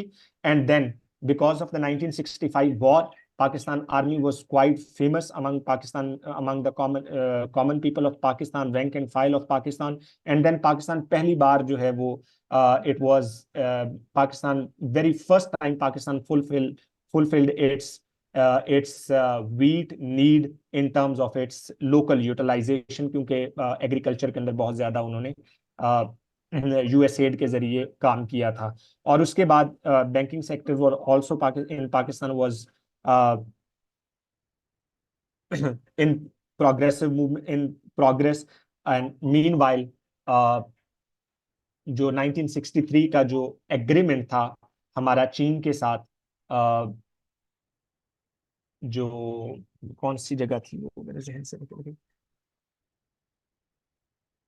खैर मेरे नाम sir जहन में नहीं आ रहा। जो 1963 हम्म। का जो बाउंड्री एग्रीमेंट था चीन के साथ, जिसके साथ हमने उनको एक छोटा सा पाकिस्तान चाइना बाउंड्री एग्रीमेंट है मेरा पाकिस्तान ख्याल। China boundary agreement, thank you very much sir. ठीक है, हाँ। तो ये छह चीजें जो हैं वो पाकिस्तान की चंद एक अच्छी हुई अयूब इरा के अंदर, लेकिन हम्म इसके साथ कुछ गलतियां भी हुई। क्यों? हम्म क्योंकि ये सारी जितनी भी तरक्की थी ये अमेरिकन एड के ऊपर चल रही थी, क्योंकि हम हम्म उस वक्त सीटो और सेंटो के मैसिव अलायंस में थे। हम्म लेकिन जो ही अमेरिकन बैक गवर्नमेंट गई तो उसके साथ ही क्या हुआ कि क्या नाम है वो सनती तरक्की भी हमारी डाउनफॉल पे चली गई। अब इसके साथ जो मेजर प्रॉब्लम पाकिस्तान की पॉलिटिकल हिस्ट्री को ये हुआ कि बेसिक डेमोक्रेसीज ने वर्चुअली भी और इंटरनेशनल फ्रंट पर भी ये बावर कराए रखा कि जी हाँ, पाकिस्तान की में एक डिक्टेटोरियल रिजीम तो है और बैक्ड हम्म बाय गवर्नमेंट भी है, लेकिन वो सिर्फ और सिर्फ पपेट्स थी। और उसने क्या किया कि जो पाकिस्तान का बुनियादी जो रियल जो डिजोरे पॉलिटिकल सिस्टम था उसको मुकम्मल तौर के ऊपर तबाह करके रख दिया। ठीक है, जिससे पॉलिटिकल क्योस अंदर ही अंदर बहुत ज्यादा बढ़ता हम्म गया। और वो पॉलिटिकल क्योस इस हद तक बढ़ा कि फिर right after the outstation of the Ayub Khan, Pakistan का जो ईस्टर्न विंग था वो हमसे अलग हो गया। मशरकी और मगरबी पाकिस्तान के अंदर जो दूरियां थी बहुत ज्यादा बढ़ गई, और हम्म यूं जो हमारी मैशत थी वो भी हमारी बहुत ज्यादा नीचे चली गई। तो जहां पर 5 से 6 अच्छे काम हुए, उसके साथ ही 5 से 6 उसके अंदर बुरे काम भी इसके अंदर बहुत ज्यादा होते हैं। अब हम्म। उसके बाद हमारा टाइम आ जाता है यहया खान का। 25 मार्च को 1969 को ये जाते हैं, ठीक है। और फिर वो अपना लीगल फ्रेमवर्क ऑर्डर पेश करते हैं, जिसके तहत उन्होंने कहा जी कि आपका इलेक्शन होगा। Legal framework order LF. 1970। Hello जी, एम आई ऑडिबल? जी जी जी। एलएफ और जी 1970। जी जी, एलएफ लीगल फ्रेमवर्क ऑर्डर। हम्म उसके तहत उन्होंने कहा जी कि 1970 का जो इलेक्शन है वो कराएंगे, और वो फिर कराया गया। अब हुआ ये कि मशरकी पाकिस्तान के अंदर जो ईस्टर्न विंग था वहां पर 160 सीट्स जो हैं वो मगरबी पाकिस्तान से जीत जाते हैं अवामी मुस्लिम लीग, और यहां पर 81 जो सीट्स हैं वो भुट्टो साहब जीत जाते हैं। ठीक है, और वहां से गालिबन एक सीट मिलती है उनको पाकिस्तान पीपल्स पार्टी को हम्म 1970s के इलेक्शन में। और वो वही थे जो कि पाकिस्तान के फिर बाद में सदर भी बने, सॉरी, वाहिद नायब सदर भी बने। अमीन साहब थे हम्म गालिबन, अगर मैं गलत नहीं हूं। हम्म। लेकिन सीट पाकिस्तान पीपल्स पार्टी को एक ही मिली थी।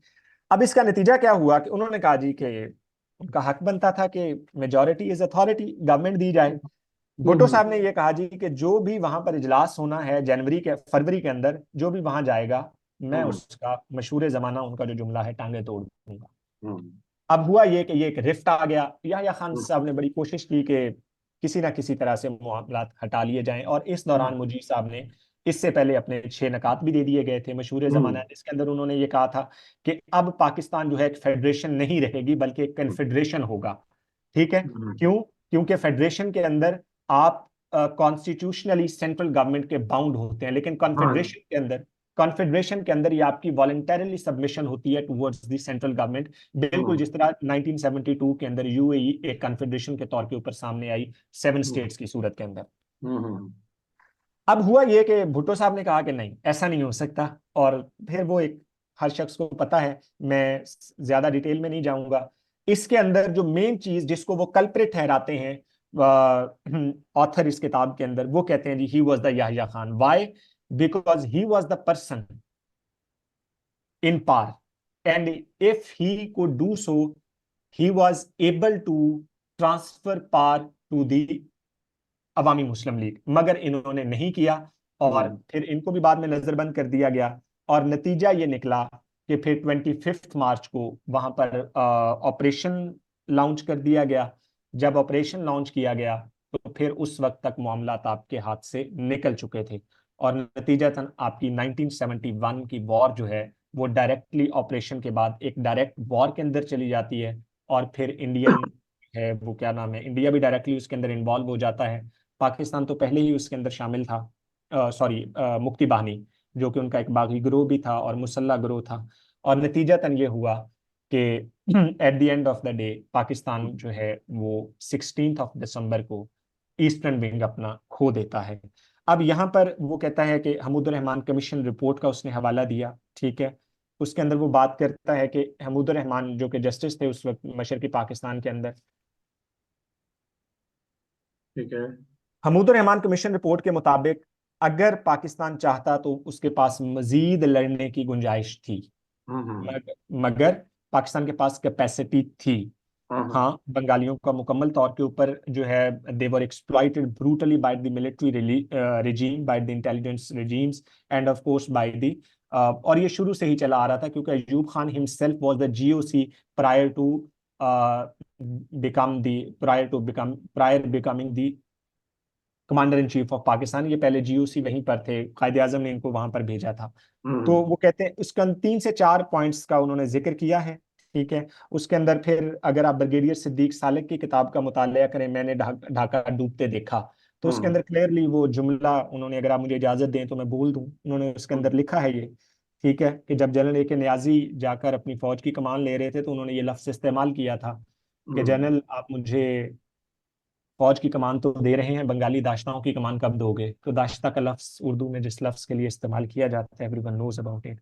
सो these are the bitter realities that have been taken place during that particular era and that particular very mild and bitter story in the history, in the political and the constitutional history of Pakistan. Coming towards the Ziaul Haq, sorry, Bhutto regime. Bhutto साहब आते हैं सबसे पहले 14 अगस्त, पहले ये chief executive officer थे, sorry chief executive बने मुल्क के, chief martial law administrator, sorry. और ये भी भुट्टो साहब को ही हक हासिल है कि पाकिस्तान के अंदर 4 मार्शल लॉज लगे, ठीक है, जिनके अंदर जो सिविल मार्शल लॉ एडमिनिस्ट्रेटर हैं वो सिर्फ भुट्टो साहब ही हैं। और फिर इन्होंने सबसे पहले आके कॉन्स्टिट्यूशन को बनाया, लेकिन उससे पहले इन्होंने नेशनलाइजेशन की पॉलिसी सबसे पहले अपना ली। वही जो एक माइंडसेट था ना, जो कॉलोनियल माइंडसेट था भुट्टो साहब का, वो हमें एक जो पाकिस्तान की हिस्ट्री के अंदर नजर आ रहा था, अब हमें वो भुट्टो साहब की भी हाँ नजर आने लगा। भुट्टो साहब ने 1972 में सबसे पहले आकर नेशनलाइजेशन की पॉलिसी दी। अब जब नेशनलाइजेशन की पॉलिसी दी तो उसके पीछे जो बुनियादी तौर पर 2 बड़े अवामिल कार फरमा थे। पहला यह था कि उनका यह ख्याल था कि हम एक काम करेंगे कि जो कॉमन पर्सन है उसको ऊपर लेकर आएंगे, वो जो सोशलिज्म का उनका जो नारा था। जी जी, रोटी दूसरा कपड़ा मकान। जी, रोटी कपड़ा और मकान। और दूसरे नंबर ये मैं पहले भी बता पर चुका हूँ कि प्लीज। अगर आप इसके साथ ही उसकी किताब जो है ना, जो अकबर जैदी की किताब है इश्यूज इन पाकिस्तान इकोनॉमी, तो अगर वहां से आप थोड़ा सा ग्लिम्स ले लेंगे ना उसका, अयूब के इरा का, तो ये लास्ट क्लास में भी बात हुई थी कि जो इनइक्वालिटी आ गई थी ना, ठीक है, तो जी उसकी जी वजह सर। से फिर ग्राउंड्स वर सेट। ठीक है। जी जी, ग्राउंड्स वर सेट फॉर रोटी कपड़ा मकान। जी सर बिल्कुल। जी।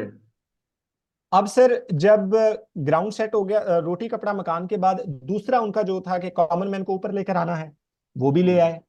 अच्छा, वो सॉरी, वो मकसद अपना ले आए, वो ऑब्जेक्टिव अपना ले आए।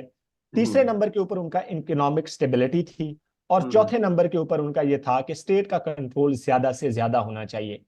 अब ये सारी चीजें हो गई, लेकिन इस चीज ने दो चीजों को बड़ा जन्म दिया, जिससे पाकिस्तान की नई कॉन्स्टिट्यूशनल हिस्ट्री के साथ ही पाकिस्तान ने एक नया मोड़ लिया, जो कि पहले तो पाकिस्तान का जितना भी रूल था वो डायरेक्ट ब्यूरोक्रेटिक रूल नहीं था। अब जो था, सॉरी, डायरेक्ट ब्यूरोक्रेटिक रूल था, अब एक इनडायरेक्ट ब्यूरोक्रेटिक रूल आ गया। कैसे? जब उन्होंने नेशनलाइज करने के बाद अपॉइंट किया ब्यूरोक्रेट्स को इन तमाम तर शोबों के ऊपर, इन तमाम तर डिपार्टमेंट्स के ऊपर, तो उसका नतीजा क्या निकला? उसका नतीजा यह निकला कि bureaucracy was more empowered even then they were aspire to be. बिल्कुल वही अयूब खान वाली कहानी।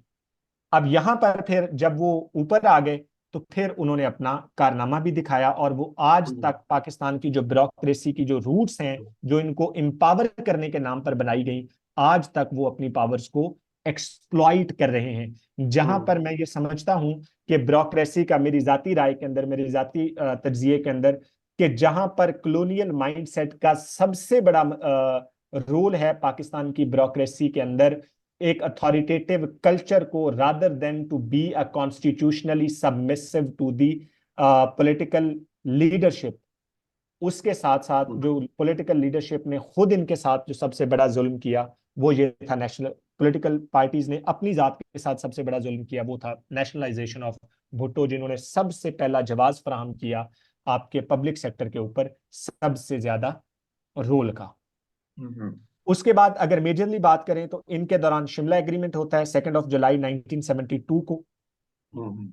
और ये शिमला एग्रीमेंट हिस्टोरिकली भी बड़ा इंपॉर्टेंट है। अगर हम इंडियन हिस्ट्री को देखें तो जो 1905 के अंदर शिमला गया था पाकिस्तान का एक 35, सॉरी, मुस्लिम लीग का एक वफ्द गया था सरागा खान 3 की सरबराही के अंदर 35 मेंबर्स पर, सेपरेट इलेक्टोरल को लेकर सब कॉन्टिनेंट के अंदर। तो शिमला का, ये हिमाचल का कैपिटल है, तो वहां पर ये एग्रीमेंट हुआ, जिसके अंदर जो आपके 1971 की जो वॉर थी, उस हवाले से जितने भी प्रिजनर्स थे उनको छुड़वाया गया। और उसके बाद कॉन्स्टिट्यूशन ऑफ 1973 इन्होंने इंट्रोड्यूस कराया।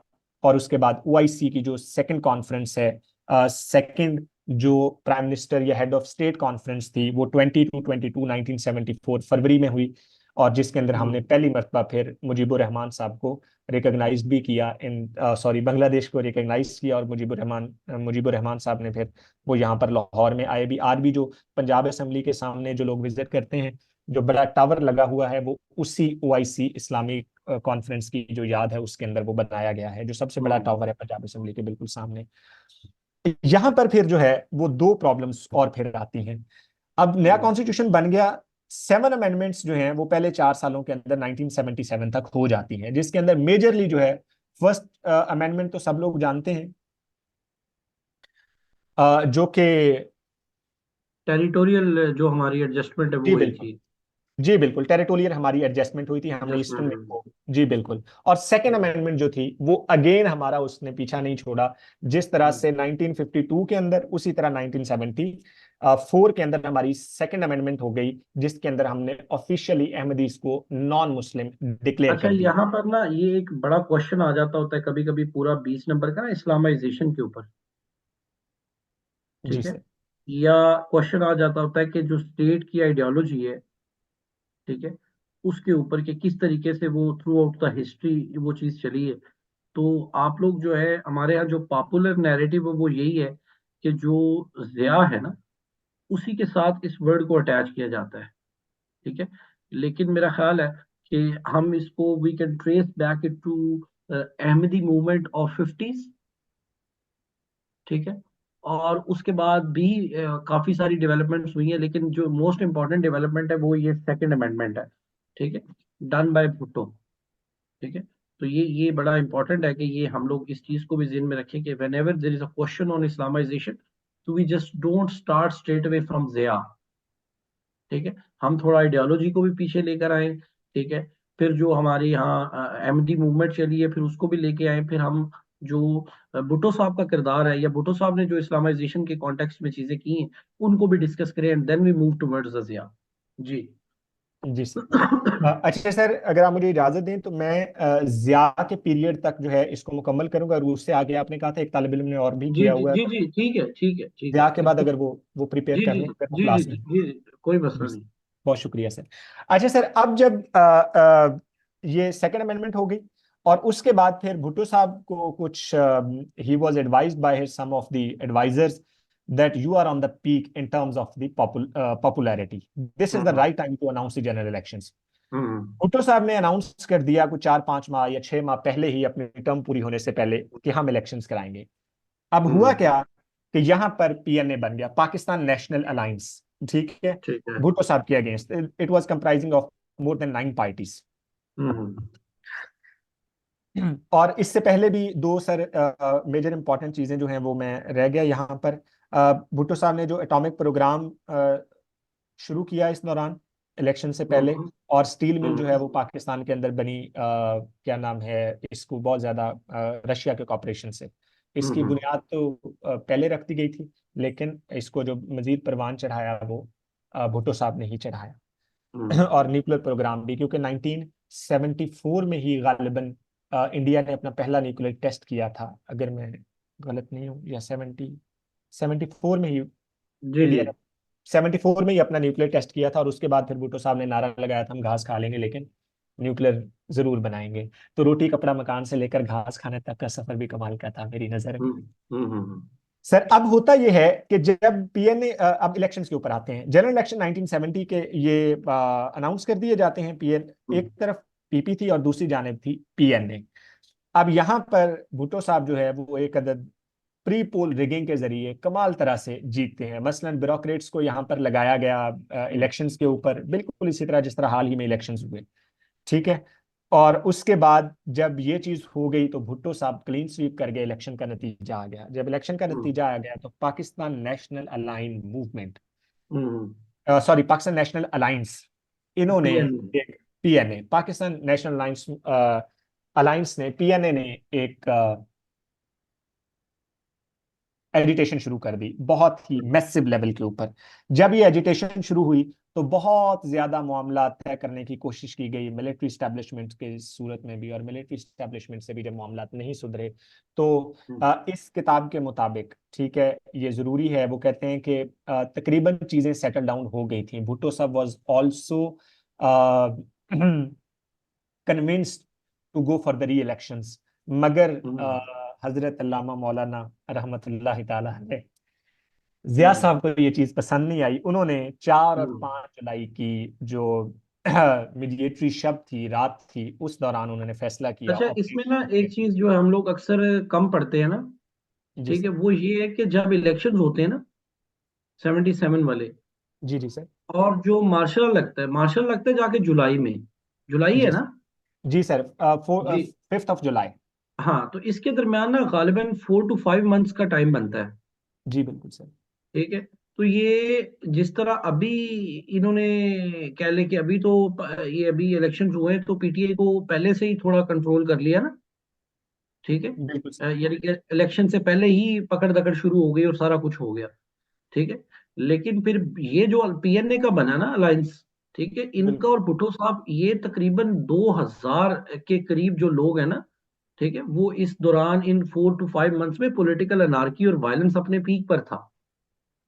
जी ठीक है। बिल्कुल। और यहाँ पर वो जो एरिस्टोटल की हम पढ़ते हैं ना, क्लासिफिकेशन ऑफ गवर्नमेंट, ठीक है, और अभी जी ये सीएसएस में कहीं सवाल भी आया हुआ था, ऐसे आया था गालिबन, कि जो फेलियर ऑफ डेमोक्रेसी है वो एब्सोल्यूटिज्म की तरफ जाता है, या under what circumstances democracy degenerates into the absolutism. ठीक है। तो ये उसकी क्लासिकल ये इरा जो है एग्जाम्पल है, ये 4 to 5 मंथ्स के इलेक्शंस हुए, एक पार्टी ने दूसरी पार्टी के उस क्लेम को नहीं माना, they asked for the re elections नहीं हुए, पॉलिटिकल एजिटेशन स्टार्ट होगी, that transformed into political violence. ठीक है। और उसके अंदर फिर 2000 1600 1800, ये मुझे एग्जैक्ट स्टैट्स नहीं याद, लेकिन ये इसी के अराउंड जो लोग हैं वो पाकिस्तान में मारे गए। तो it was a perfect scenario, ठीक है, जहां पर अनार्की, केओस, ठीक है, और ब्रुटैलिटी थी। तो इसका इलाज जो था, ठीक है, वो फिर कह लें कि सरकमस्टेंशियली भी इट वाज रियाज टाइम कि सिस्टमेटिकली चीजें लेके इस जगह पर आ गई कि he had to go for the martial law.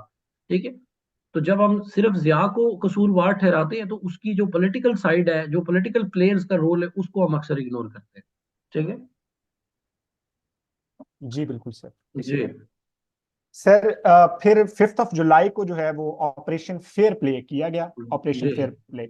और उसके हाँ। अंदर वो जिया की नर्व्स का हवाला भी देता है कि जिया ने जाना था चाइना के टूर के ऊपर, ठीक है। हम्म। और उस चाइना के टूर को भी रिवील नहीं किया, पोस्टपोन नहीं किया गया even at the 11th our. क्यों? हम्म। क्योंकि किसी को कोई खबर ना पड़ने पाए।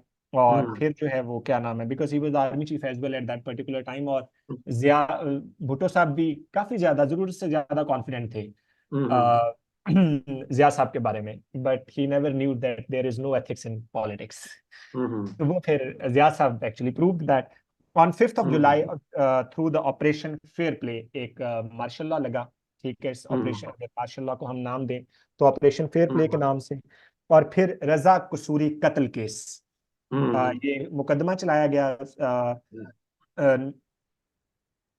अ, भुट्टो साहब के ऊपर। और फिर 4 अप्रैल को भुट्टो साहब को फांसी दे दी गई। और हम्म। इसके मुताबिक, इस किताब में तो नहीं, लेकिन भुट्टो साहब की चंद एक इस्लामिक चीजों के हवाले से जो हम्म। चीजें उस वक्त उनकी डेड बॉडी के ऊपर चेक एंड बैलेंस रखा गया, you know hmm. Much better than myself. Hmm. ठीक है, उनको जिक्र करने की भी जरूरत नहीं है। उसके बाद हम्म। सर अगर हम बात करें तो मैं इसलिए इनको ज्यादा डिटेल में बात कर रहा हूँ क्योंकि ये प्योरली ये जो कॉन्स्टिट्यूशन वाला हिस्सा था वो भी मैंने थोड़ा सा खुद ऐड किया है। बाकी इसके अंदर ज्यादातर चीजें पॉलिटिकल हिस्सा ही ये चैप्टर इसका उसको इनकम्पास करता है। ठीक है। ठीक जी है। सर। उसके बाद सर आपका जियाउल हक का पीरियड आ जाता है, ठीक है। हम्म। और जिया को भी फिर उसी तरह से मैनेज किया जाता है जिस तरह से अयूब साहब को मैनेज किया गया, थ्रू रेड कारपेट। मसलन हम्म। वो एक हवाला देता है bureau of intelligence and research Washington, January hmm. 1978 की रिपोर्ट का, कि जो despite that the Pakistan is being governed by a dictatorial regime, but ironically, मैं यहाँ पर ऐड कर रहा हूँ, but the human rights are completely protective by that political regime, sorry dictatorial regime. तो उन्होंने लेजिटिमाइज करने की कोशिश की क्योंकि इनको जो Pakistan clearly at that particular time in the western front, और फिर रही सही कसर हमने अफगान वॉर के अंदर जाके निकाल दी। तो उन्होंने ये कहा कि हम्म। पाकिस्तान के अंदर जो ह्यूमन राइट्स हैं वो भी प्रोटेक्ट किए जा रहे हैं। और हम्म। 4 अप्रैल को फिर भुट्टो साहब को जो है वो फांसी दे दी जाती है। और हम्म। इनके बाद जो इनकी जितनी भी गवर्नमेंट है, सॉरी, इनके जितने भी लोग हैं वो यहाँ से मूव कर जाते हैं, हम्म। भुट्टो साहब का जो खानदान है। और फिर जो भुट्टो साहब की जो बकिया पीपल्स पार्टी है वो दो हिस्सों में तकसीम हो जाती है। हल्का सा अगर मैं बताऊं, एक तरफ भुट्टो साहब थे और बेनजीर भुट्टो थी, और दूसरी तरफ शाहनवाज भुट्टो थे, मुर्तजा भुट्टो और शाहनवाज भुट्टो। हम्म। इनमें से एक को कत्ल कर दिया जाता है। और फिर बेनजीर साहिबा जो है वो फिर गालिबन 10 अप्रैल को या 9 अप्रैल को 1986 को जब वो वापस आती हैं हम्म। यहाँ पर लाहौर से लेके एयरपोर्ट से लेके, जो उनका एक शानदार इस्तकबाल होता है।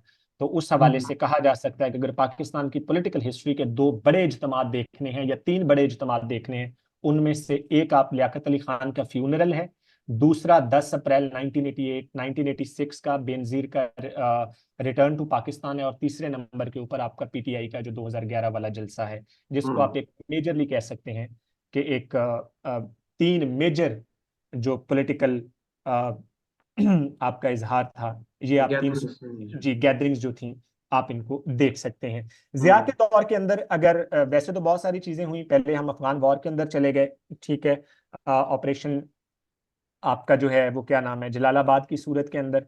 लेकिन जो इसके अंदर मेजर चीजें हैं वो सिर्फ मैं पॉलिटिकली उनको जिक्र करूंगा। यहाँ पर आके आर्टिकल आपकी 8th अमेंडमेंट आती है। सबसे पहले रेफरेंडम होता है दिसंबर 1984 के अंदर, ठीक है। और वो रेफरेंडम की जो लाइन थी, कल सर आपने उसका जिक्र किया था, अगर आप दोहरा दें यहाँ पर सबके लिए तो।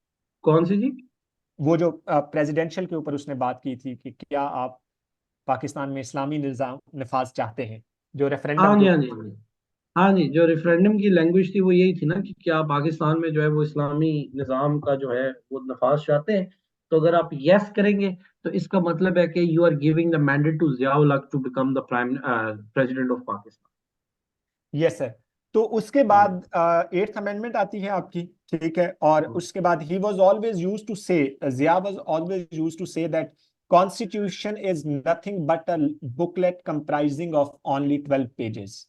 ये वो ही ऑलवेज यूज्ड टू से। और उन्होंने बिल्कुल 8th अमेंडमेंट के जरिए तकरीबन जिस तरह 18th अमेंडमेंट ने तकरीबन एक तिहाई कॉन्स्टिट्यूशन को आपको मुतासर किया, 8th अमेंडमेंट ने ऑलमोस्ट ऑलमोस्ट इसको मुकम्मल तौर के ऊपर इसकी नेचर जो है वो प्रेसिडेंशियल कर दी।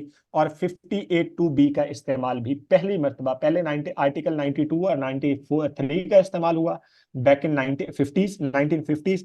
अब यहां से कॉन्स्टिट्यूशनली दूसरे दौर का हमारे पास आगाज होता है, जिसकी रही सही कसर 1985 के इंतखाबात की सूरत के अंदर निकलती है ये। लेकिन इससे पहले दो मेजर पॉलिटिकल जो आपके पास है, 1982 के अंदर जनरल जलानी के जरिए वजीर खजाना या फाइनेंस मिनिस्टर ऑफ पंजाब बनते हैं हमारे मौजूदा वजीर आजम के भाई साहब नवाज शरीफ साहब। और 1985 के अंदर फिर वो पहली मर्तबा सीएम बना दिए जाते हैं, जब 1985 के जो नॉन पार्टी बेस्ड इलेक्शंस थे, ठीक है। और उसके अंदर जिस शख्स को, the person who became the prime minister through the elections of 1985, he was Mohammad Khan Junejo, and he was as known to everyone as the CM of the last CM of Punjab was to everyone nominated by the Imran Khan साहब, उस्मान बुजदार। इतनी ही लोग उनको जानते थे जितना कि हम लोग उस्मान बुजदार साहब को जानते थे बिफोर प्राइम मिनिस्टर या बिफोर सीएम बनने के लिए। तो ये भी हमारे यहाँ जो बाहर से या किसी भी तरह से जो इंपोर्ट करने का जो जी, सिलसिला है, पैराशूटर जो है। Parachuters, thank you very much sir. ठीक है, तो जो पैराशूटर्स का जो एक जरिया है, जो रीत है, जो ट्रेडिशन है, वो हमारी चलती आ रही है। तो यहाँ पर एक छोटी सी मैंने लिस्ट जरूर बनाई है, अगर सर नोट करना चाहें। उसमें आर्टिकल 58(2)B का इस्तेमाल जो सबसे पहले किसके खिलाफ किया गया और फिर टिल 1997 तक कहाँ कहाँ इस्तेमाल हुआ। उसके अंदर सबसे पहले 16 अगस्त, सॉरी, सबसे पहले जो है 29 जुलाई 1988 को 58(2)B जुलेजो के अगेंस्ट ही इस्तेमाल हुआ, जो 1958 में प्राइम मिनिस्टर बने।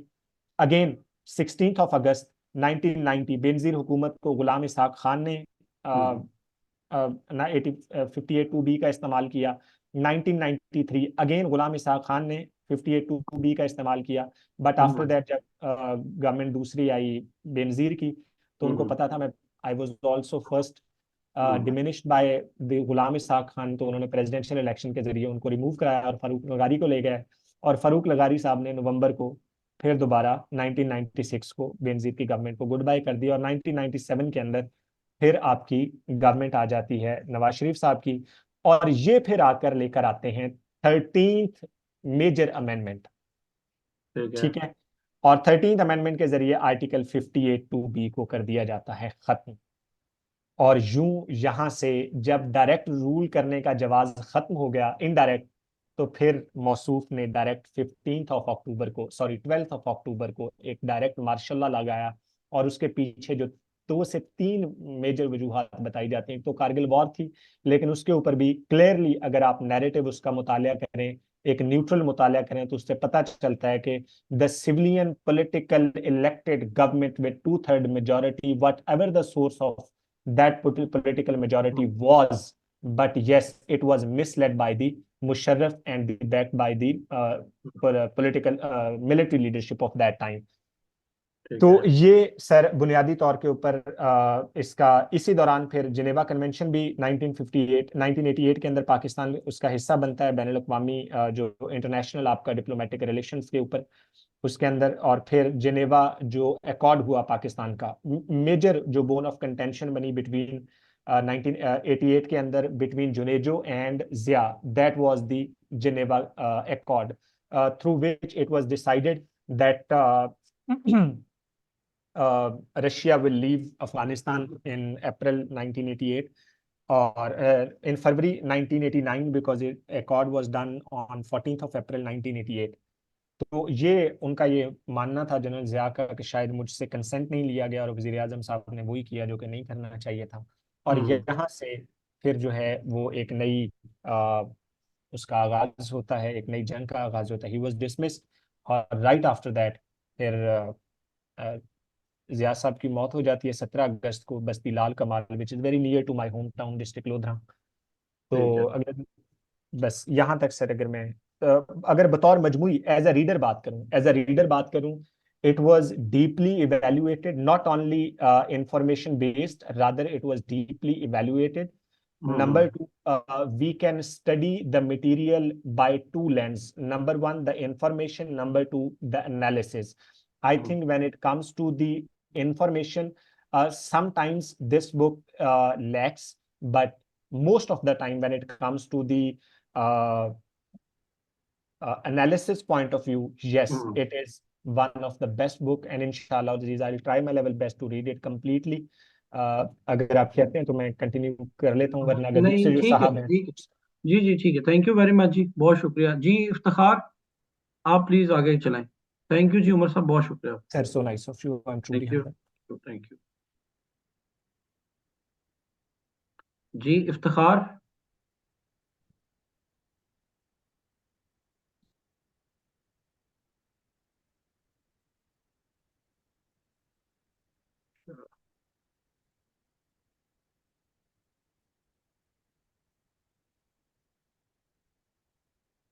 Sir, Iftikhar is not in class. एक सेकंड जरा, पहले उनके मुझे मैसेज पे मैसेज आ रहे थे, लेट मी जरा चेक। जी सर।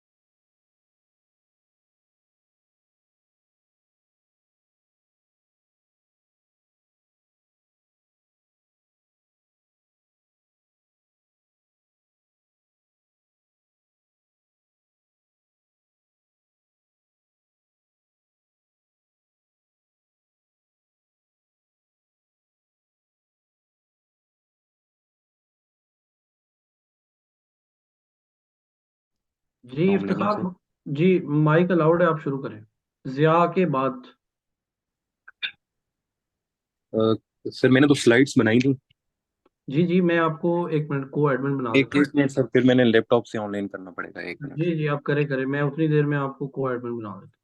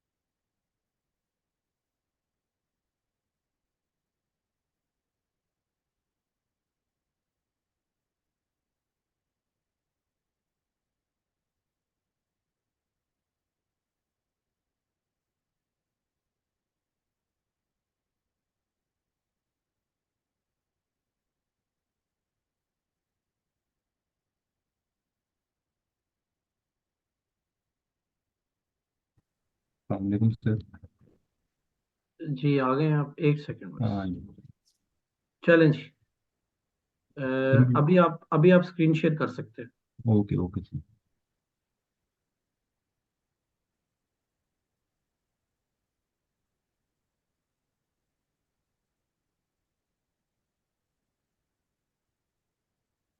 स्क्रीन शो हो रही है सर?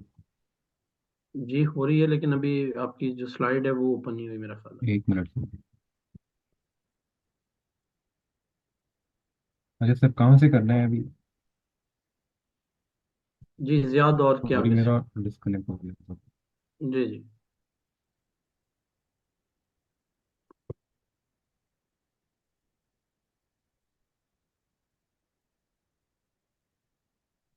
ओके सर, बेसिकली मैंने इसको ना, I have basically divided this book in the different parts. तो it is part number 6, which writer has framed it as a democratization, separatism and authoritarianism, in which he has basically covered the. नहीं, आप उधर आगे आ जाइए ना। Yes, sir. अपना भुट्टो के बाद ज़ियाद और के बाद वाला जो हिस्सा है। अच्छा सर, ठीक है। उसके जी बाद यहाँ फिर से ही, ओके। यहाँ से ही। लेकिन आपकी स्क्रीन पूरी नजर नहीं आ रही, बाकी बच्चों को नजर आ रही है?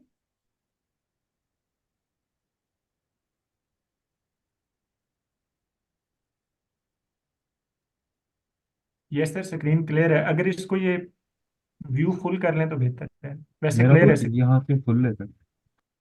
अच्छा, एक सेकंड। चलें, ठीक है ठीक है ठीक है। 1 minute.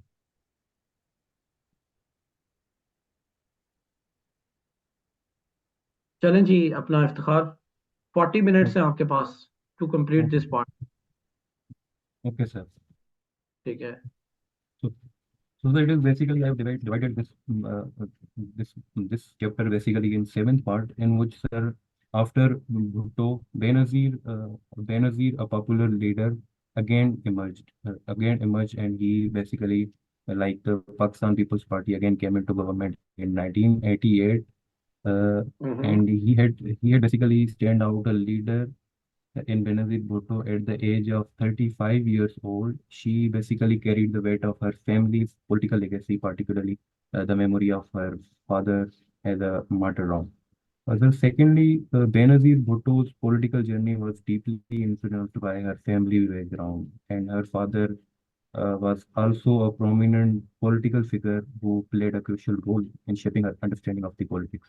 And even so, from a young age, she was exposed to political environment as accompanying her father on various official visits. And sir, the educational background of Benazir Bhutto, which writer has mentioned, that she was taught in a prestigious institution like Radcliffe and Oxford, that provided her a strong academic foundation. So, sir, Benazir Bhutto's personal journey was basically marked by personal challenges, including the periods of arrest and adversity. And these experiences, along with the tragic fate of her father, fueled her determination to bring about the changes and reforms in Pakistan. So, sir, at that time, the uh, Islamic Democratic Alliance was formed against the Benazir Bhutto, which was basically the coalition which was supported and even originated from the military establishment. So at that time, sir, hmm Nawaz Sharif emerged a prominent leader within the Islamic Democratic Alliance. And sir, he had previously also collaborated with General Zia for almost a decade, and largely in reaction to the impact of Bhutto's policies on his family. And sir, Nawaz Sharif also was from the family of Punjabi businessmen, and his father Muhammad Sharif originally from Amritsar, and he had established at that time a cementing work in Lahore. And during Zulfikar Ali Bhutto's nationalization drive, which was done in 1972, their whole property was confiscated, and leaving families rentful and towards the Bhutto. And so hmm basically, this was the motivation, or we can say that was a kind of politics of revenge, which was which was against the Pakistan People's Party and Islamic Democratic Alliance. And secondly, sir, such motivations by his family experiences, Nawaz Sharif then joined Pakistan Muslim League sir in थोड़ी सी आवाज अपनी ऊंची रखें please. Okay, sir. बच्चे कह रहे हैं कि आवाज नहीं आ रही जी। So, sir, basically, Nawaz Sharif was also motivated by his family's experiences, and then he joined Pakistan Muslim League in 1976, sorry. And this party was deeply rooted in the Punjabi business community and aimed to restore the property that was basically affected by entrepreneurs. And Nawaz Sharif's dynamic political response basically took attention, and especially at that time from Ghulam Jilani, that was the basically new governor of Punjab in late 1970s. And if we see the background of Ghulam Jilani, and he was at that time a seasoned officer who served as the director of the ISI from 1971 to 1977. And he later became a trusted advisor to General Zia, holding the positions such as Secretary General of the Defense Minister, and Zia at that time appointed him as a Governor General, a role he held until December 1987. And Sir Gilani was also trying to seek the power balance which was away from feudal lords in Punjab. And he at that time appointed Nawaz Sharif as the Finance Minister of Punjab. And this position enabled Sharif to gain Zia's approval to privatize nationalized company, including his own family. So, sir, at that time there was also the strategy of military, which should be understood, and writer has also mentioned that in 1988, the military relied on Nawaz Sharif to counter Pakistan People's Party. And the military also feared the two main things from Pakistan People's Party at that time. Firstly, it was interference with the nuclear program, and secondly, the questioning of the jihad operations in Kashmir and Afghanistan. And sir, under Zia's regime, the ISI also gained significant power. And at that time, ISI was led by Hamid Gul, and which played a crucial role in supporting the opposition to the Pakistan People's Party. And at that time, Hamid Gul was not only convinced several parties to join Islamic Democratic Alliance.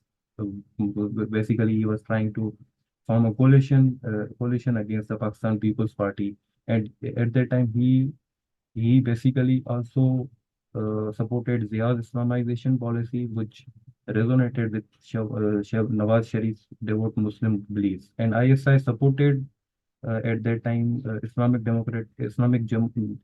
Democratic Alliance while portraying Zia as a martyr. And so this strategy was somewhat successful and evidenced by the large crowd at the commemoration of Zia's death anniversary at that time at Faisal Mosque in Islamabad, which basically draw a crowd of 1 million people. And at that time, Islamic Democratic Alliance included Islamic parties like Jamiat-e-Islami and among its other allies. So basically, sir, Bhutto, if we see the policy of Bhutto, like as a Prime Minister of Pakistan, at that time he led Pakistan People's Party independently, disregarding the party's established members. At that time, sir, the key founding members like Mumtaz Bhutto and Hafiz Pirzada felt sidelined by Benazir's actions, and Benazir's choice to nominate a candidate Iftikhar जी साहब जी sir sir ये information आप दिए जा रहे हैं, ठीक है। जी sir कोशिश करें कि जो आइडिया है वो कन्वे करें ना, इस तरह तो मजा नहीं आ रहा ना, ठीक है। आप इंफॉर्मेशन बता रहे हैं ना कि ये हुआ, ये थोड़ा सा आप आगे भी अपनी बात को कॉम्प्रिहेंशन भी उसमें देना, सिर्फ इंफॉर्मेशन को रीड करना तो नहीं है ना। ओके सर, बेसिकली सर उस टाइम ये हुआ जब बेनजीर भुट्टो का दौर था ना, और उसमें लाजमी नहीं है कि आप इंग्लिश में बात करें, आप उर्दू में बात करें, ठीक है। हाँ एक्चुअली मैंने सारी इधर इंग्लिश में प्रिपेयर की थी। भाई प्रिपेयर तो किया है, लेकिन वो ओके। आप इस तरह लग रहा है जैसे पढ़ के कहीं से रीडिंग कर रहे हैं। ठीक है। अच्छा सर। हाँ, सर वो उसमें क्लैरिटी नहीं है।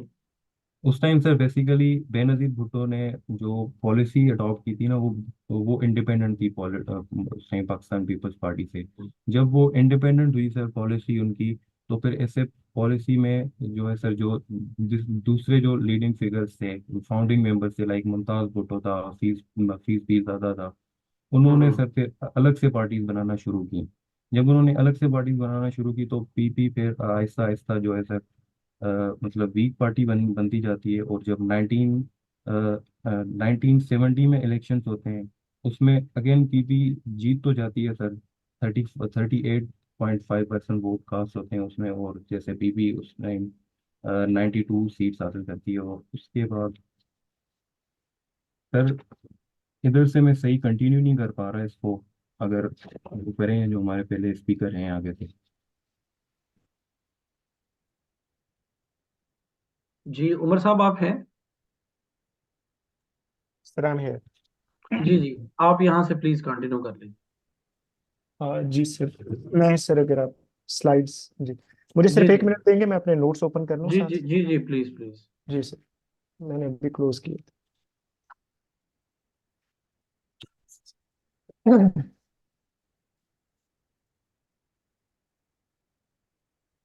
Sir I needs only 1 minute. जी जी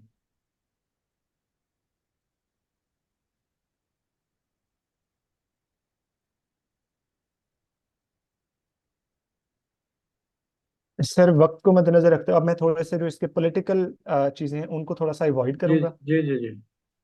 जो एग्जाम पॉइंट ऑफ व्यू से हैं उनको सर मैं जरा,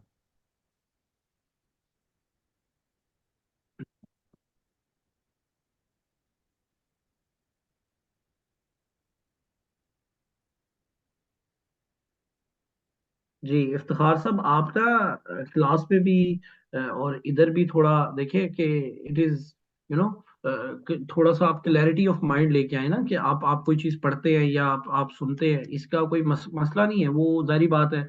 एवरीवन इज नॉट रीडिंग करना और बात है, फिर उसके ऊपर बोलना प्रेजेंट करना तो इट्स फाइन। एवरीवन मतलब हर बच्चे का अपना अपना एक पहला पहला एक्सपीरियंस होता है, तो ये एक कॉन्फिडेंस के लिए भी है। लेकिन मैं आपको वैसे ही जनरली एक बात कर रहा हूँ कि क्लैरिटी ऑफ माइंड बहुत जरूरी है। when you speak you must be very clear। सुनने में अंडरस्टैंड करने में डिफरेंस होता है। लाइक अब हम टीचिंग करते हैं ना, तो अगर इमेजिन करें ना कि if what if I am speaking and you can't understand me, ठीक है, तो how you people are gonna make sense out of that. ठीक है। तो क्लैरिटी जो है it is very important, clarity के बगैर गुजारा नहीं होना। ठीक है। ओके जी। सर। एनीवेज ठीक है जी, उमर साहब का वेट करते जी हैं हम। सर, जी sir I am ready, I am ready. जी। सर मैंने जो लीव किया था वो यहाँ पे लीव किया था कि जब बेनजीर की गवर्नमेंट बन गई और उसके बाद जिया की सॉरी पीरियड हम्म खत्म हो गया।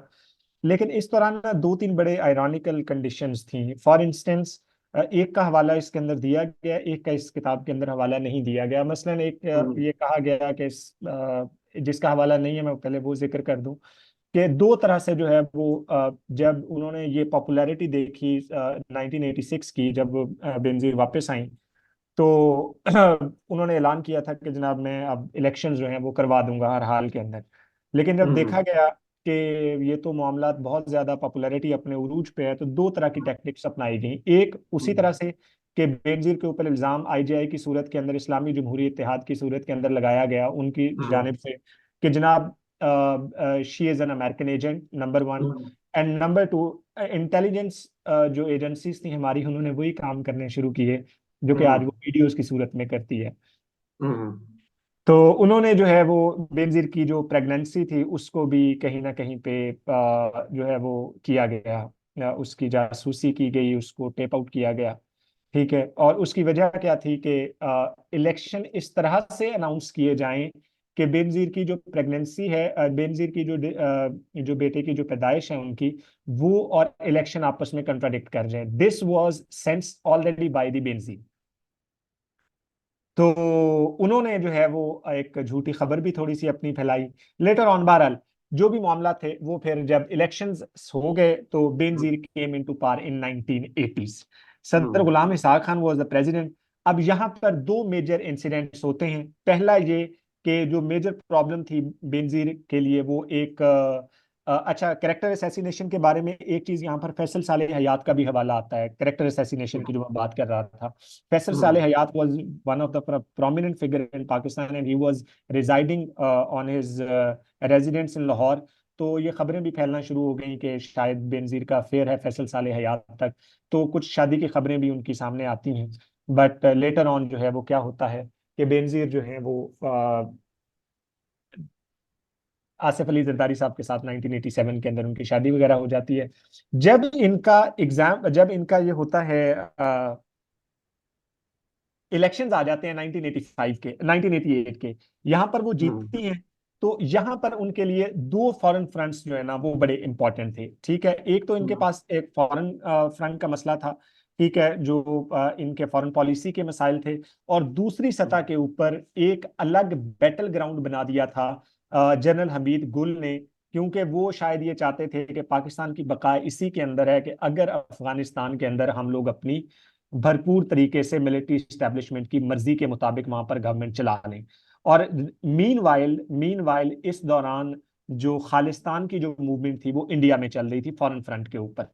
अब हुआ ये कि it was in the government of the Benazir was trapped by a triangle. Number one, the Afghan dilemma. Number two, the Khalistan movement, and number three, the internal military threat to the government. अब इनके सब के साथ साथ जो है बेनजीर ने काफी हद तक इनको जो है वो केटर करने की कोशिश की। नंबर वन, जब मसलन 1989 के अंदर जब इनकी मुलाकात होती है अपने काउंटर पार्ट के अंदर इंडिया के साथ, तो बेनजीर के ऊपर पहला ये इल्जाम लगता है कि इन्होंने खालिस्तान की मूवमेंट को जो है उन्होंने नुकसान पहुंचाया किसी हद तक। और वो जो सिख एक्टिविस्ट थे उनकी जो लिस्ट थी, those were provided by the PP government through the then foreign minister Aitzaz Ahsan to the Indian government, and after that return from the Pakistan. जो यहाँ पर उनका दौरा था उसके फौरन बाद जो है वो एतजाज एहसन साहब ने वहां का दौरा किया। जो ही वो वापस आते हैं तो वहां पर जो सिख एक्टिविस्ट थे उनकी जो अरेस्ट था वो शुरू हो जाता है। तो ये बुनियादी तौर पर तीन फ्रंट्स के ऊपर था। जब यहाँ पर बेनजीर ने इन सब के साथ तो केटर करने की कोशिश की, ठीक है, लेकिन जब मामला दुरुस्त ना हुए तो फिर मिलिट्री स्टैब्लिशमेंट ने वही तरीकाकार इस्तेमाल किया जो कि वो आर्टिकल 58(2)B की सूरत में इस्तेमाल करती रहती है। और आर्टिकल 58(2)B का जो इस्तेमाल किया, उससे पहले बेनजीर साहिबा ने एक इल्जाम लगाया था इनके ऊपर, क्या नाम है, एक टेप सामने आता है ऑपरेशन मिडनाइट जयकाल के नाम से। दो ऑपरेशन का हवाला हमें मिलता है। एक पक्का किला का जिक्र इन्होंने किताब के अंदर भी किया है। ऑपरेशन मिडनाइट जयकाल का वर्ड इन्होंने इस्तेमाल नहीं किया, लेकिन ISI की लॉबी का जिक्र इन्होंने जरूर किया है। तो ऑपरेशन मिडनाइट जयकाल का अमूमी तौर पर पाकिस्तान पॉलिटिकल हिस्ट्री में उसका नाम दिया जाता है।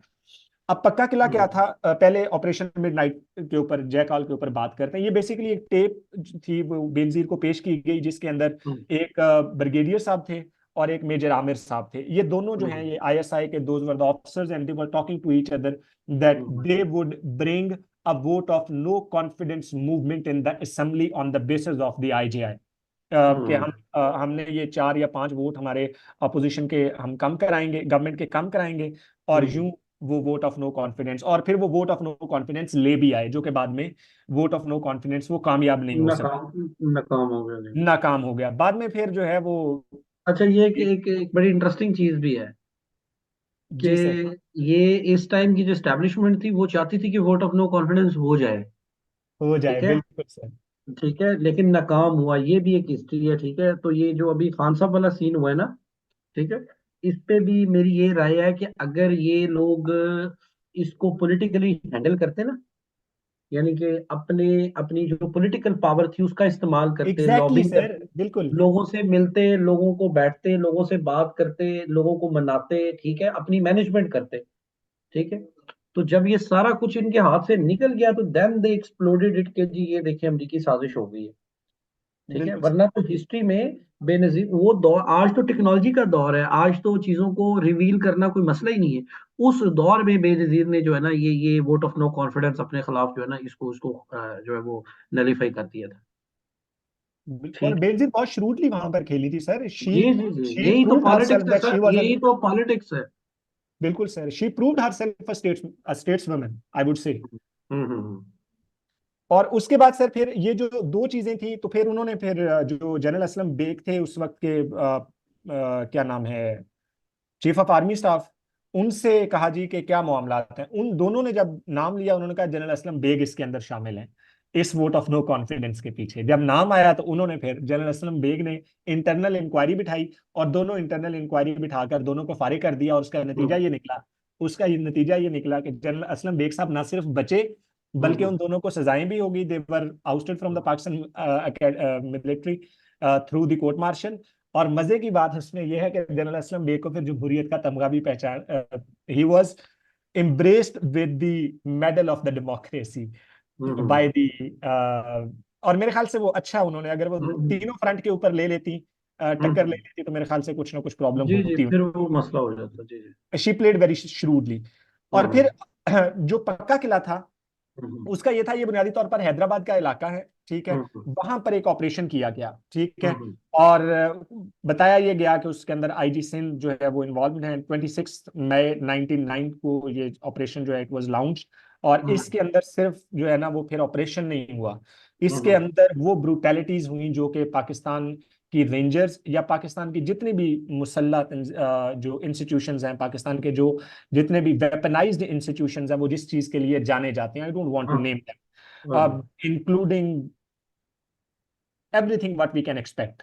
हम्म तो उसने नतीजा क्या हुआ कि वो फिर बहुत ज्यादा दोबारा 1977 की तरह जो इलेक्शंस के बाद जिस तरह की एजिटेशन हुई थी, सेम हम्म वाज अगेन, जो कि पीपल्स पार्टी के अगेंस्ट खत्म हो गई। और इस दौरान हम्म अगर माइनर वाकयात की बात की जाए तो आपको पता है कि किताब आई थी सैटानिक वर्सेस बाय द हम्म, सलमान रुश्दी सलमान 1989।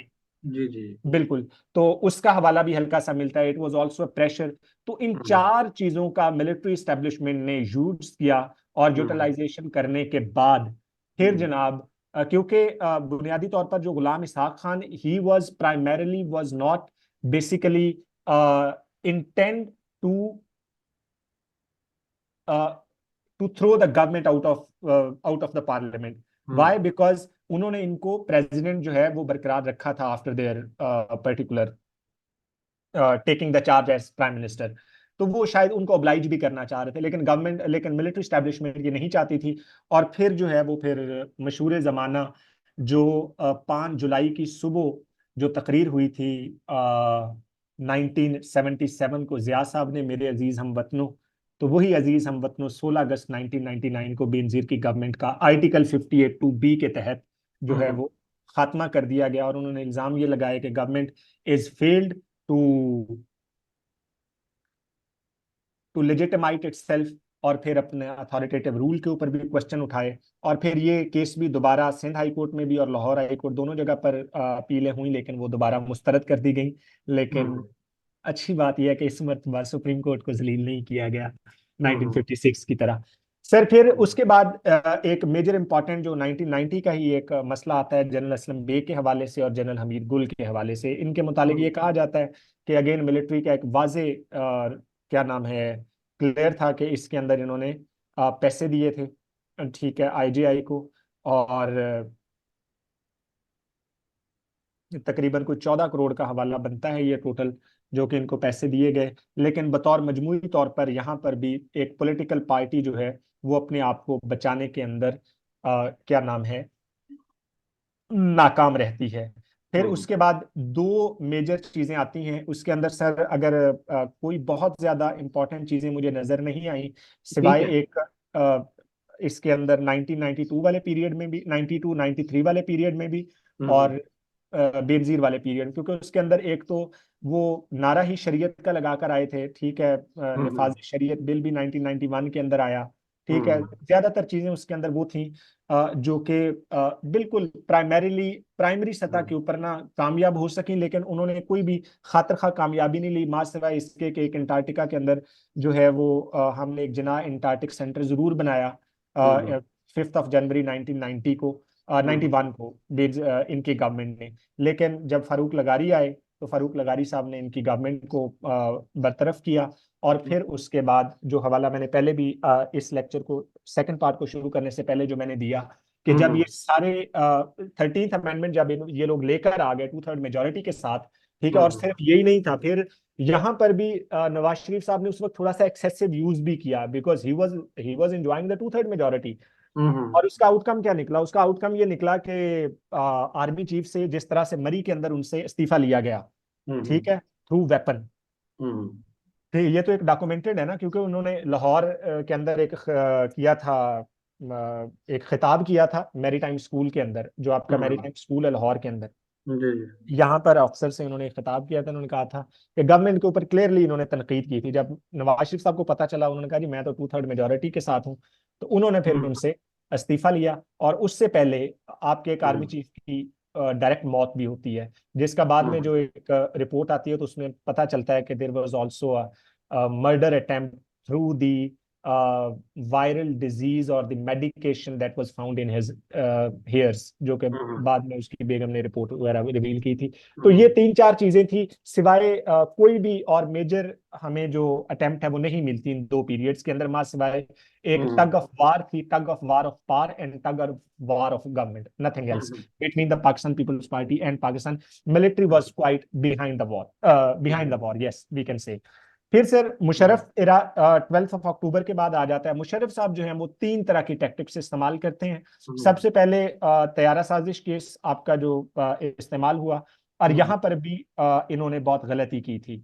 मसलन आपके पास ये इतनी पार होनी चाहिए थी इन माय हम्बल ओपिनियन कि अगर आपको लगता था कि you are being deceived by the army chief, आपने उनको घर भी इनवाइट किया, उम्रे पे भी भेजा, अपने खर्चे पे भेजा, गवर्नमेंट के खर्चे के ऊपर भेजा, तो फिर आप उनको बुला के कम से कम ये पूछ लेते, या आपसे आपने पहले भी तो 2 आर्मी चीफ को घर भेज दिया था ना, एक को भेज दिया था, एक आपके दौरे हुकूमत के अंदर वैसे उनकी मौत हो गई। तो नतीजा ये है, फिर आप इनसे भी बुलाकर पूछ लेते, और कुछ भी नहीं होना था, ये सिर्फ और सिर्फ एक डर था। बस वो फिर कहते हैं ना कि either you have to rule or to be ruled. तो मुशर्रफ तो अभी भी देख लें ये जनरल बाजवा वाली जो एपिसोड है, ठीक है, उसमें जनरल बाजवा को काबू आना चाहिए था ना। सिर्फ इन लोगों की उसी ट्रेडिशनल जो 90s की थिंकिंग है, उसी वजह से ये लोग जो है ये इन्होंने उल्टा बाजवा साहब को सेफ एग्जिट दे दिया। अब देखो ना, बाजवा साहब ने जो करना था नवाज शरीफ के साथ वो किया, निकाल दिया, ठीक है। उसके बाद बाजवा साहब स्टेड इन पावर, फिर जब उन्होंने खान साहब वाला तजर्बा किया वो भी बैकफायर हो गया, तो फिर वो बाजवा साहब के पैरों को आग लगनी चाहिए थी ना, ठीक है। तो वो उल्टा इनके गले में डाल के तो वो निकल गए, ठीक है, और ये फिर एक दफा फिर वो उसी डरपोक मेंटालिटी का शिकार हो गए। वरना जब ये जेल में थे नवाज शरीफ साहब, ठीक है, तो अगर ये जेल में स्टे करते, ठीक है, जेल में स्टे करते तो things would have been different for PMLN now and Nawaz Sharif. और अभी देख ले वेयर दे आर, वो सारा पॉलिटिकल जो लीवरेज और कैपिटल था वो खान साहब ने गेन कर लिया, ठीक है। और अभी ये देख ले ये लोग हुकूमत में भी बेशक आ गए, ठीक है, लेकिन इस हुकूमत की जो बनावट है उसके अंदर कोई लेजिटिमेसी नहीं है। बिल्कुल इसमें अच्छा, खान साहब को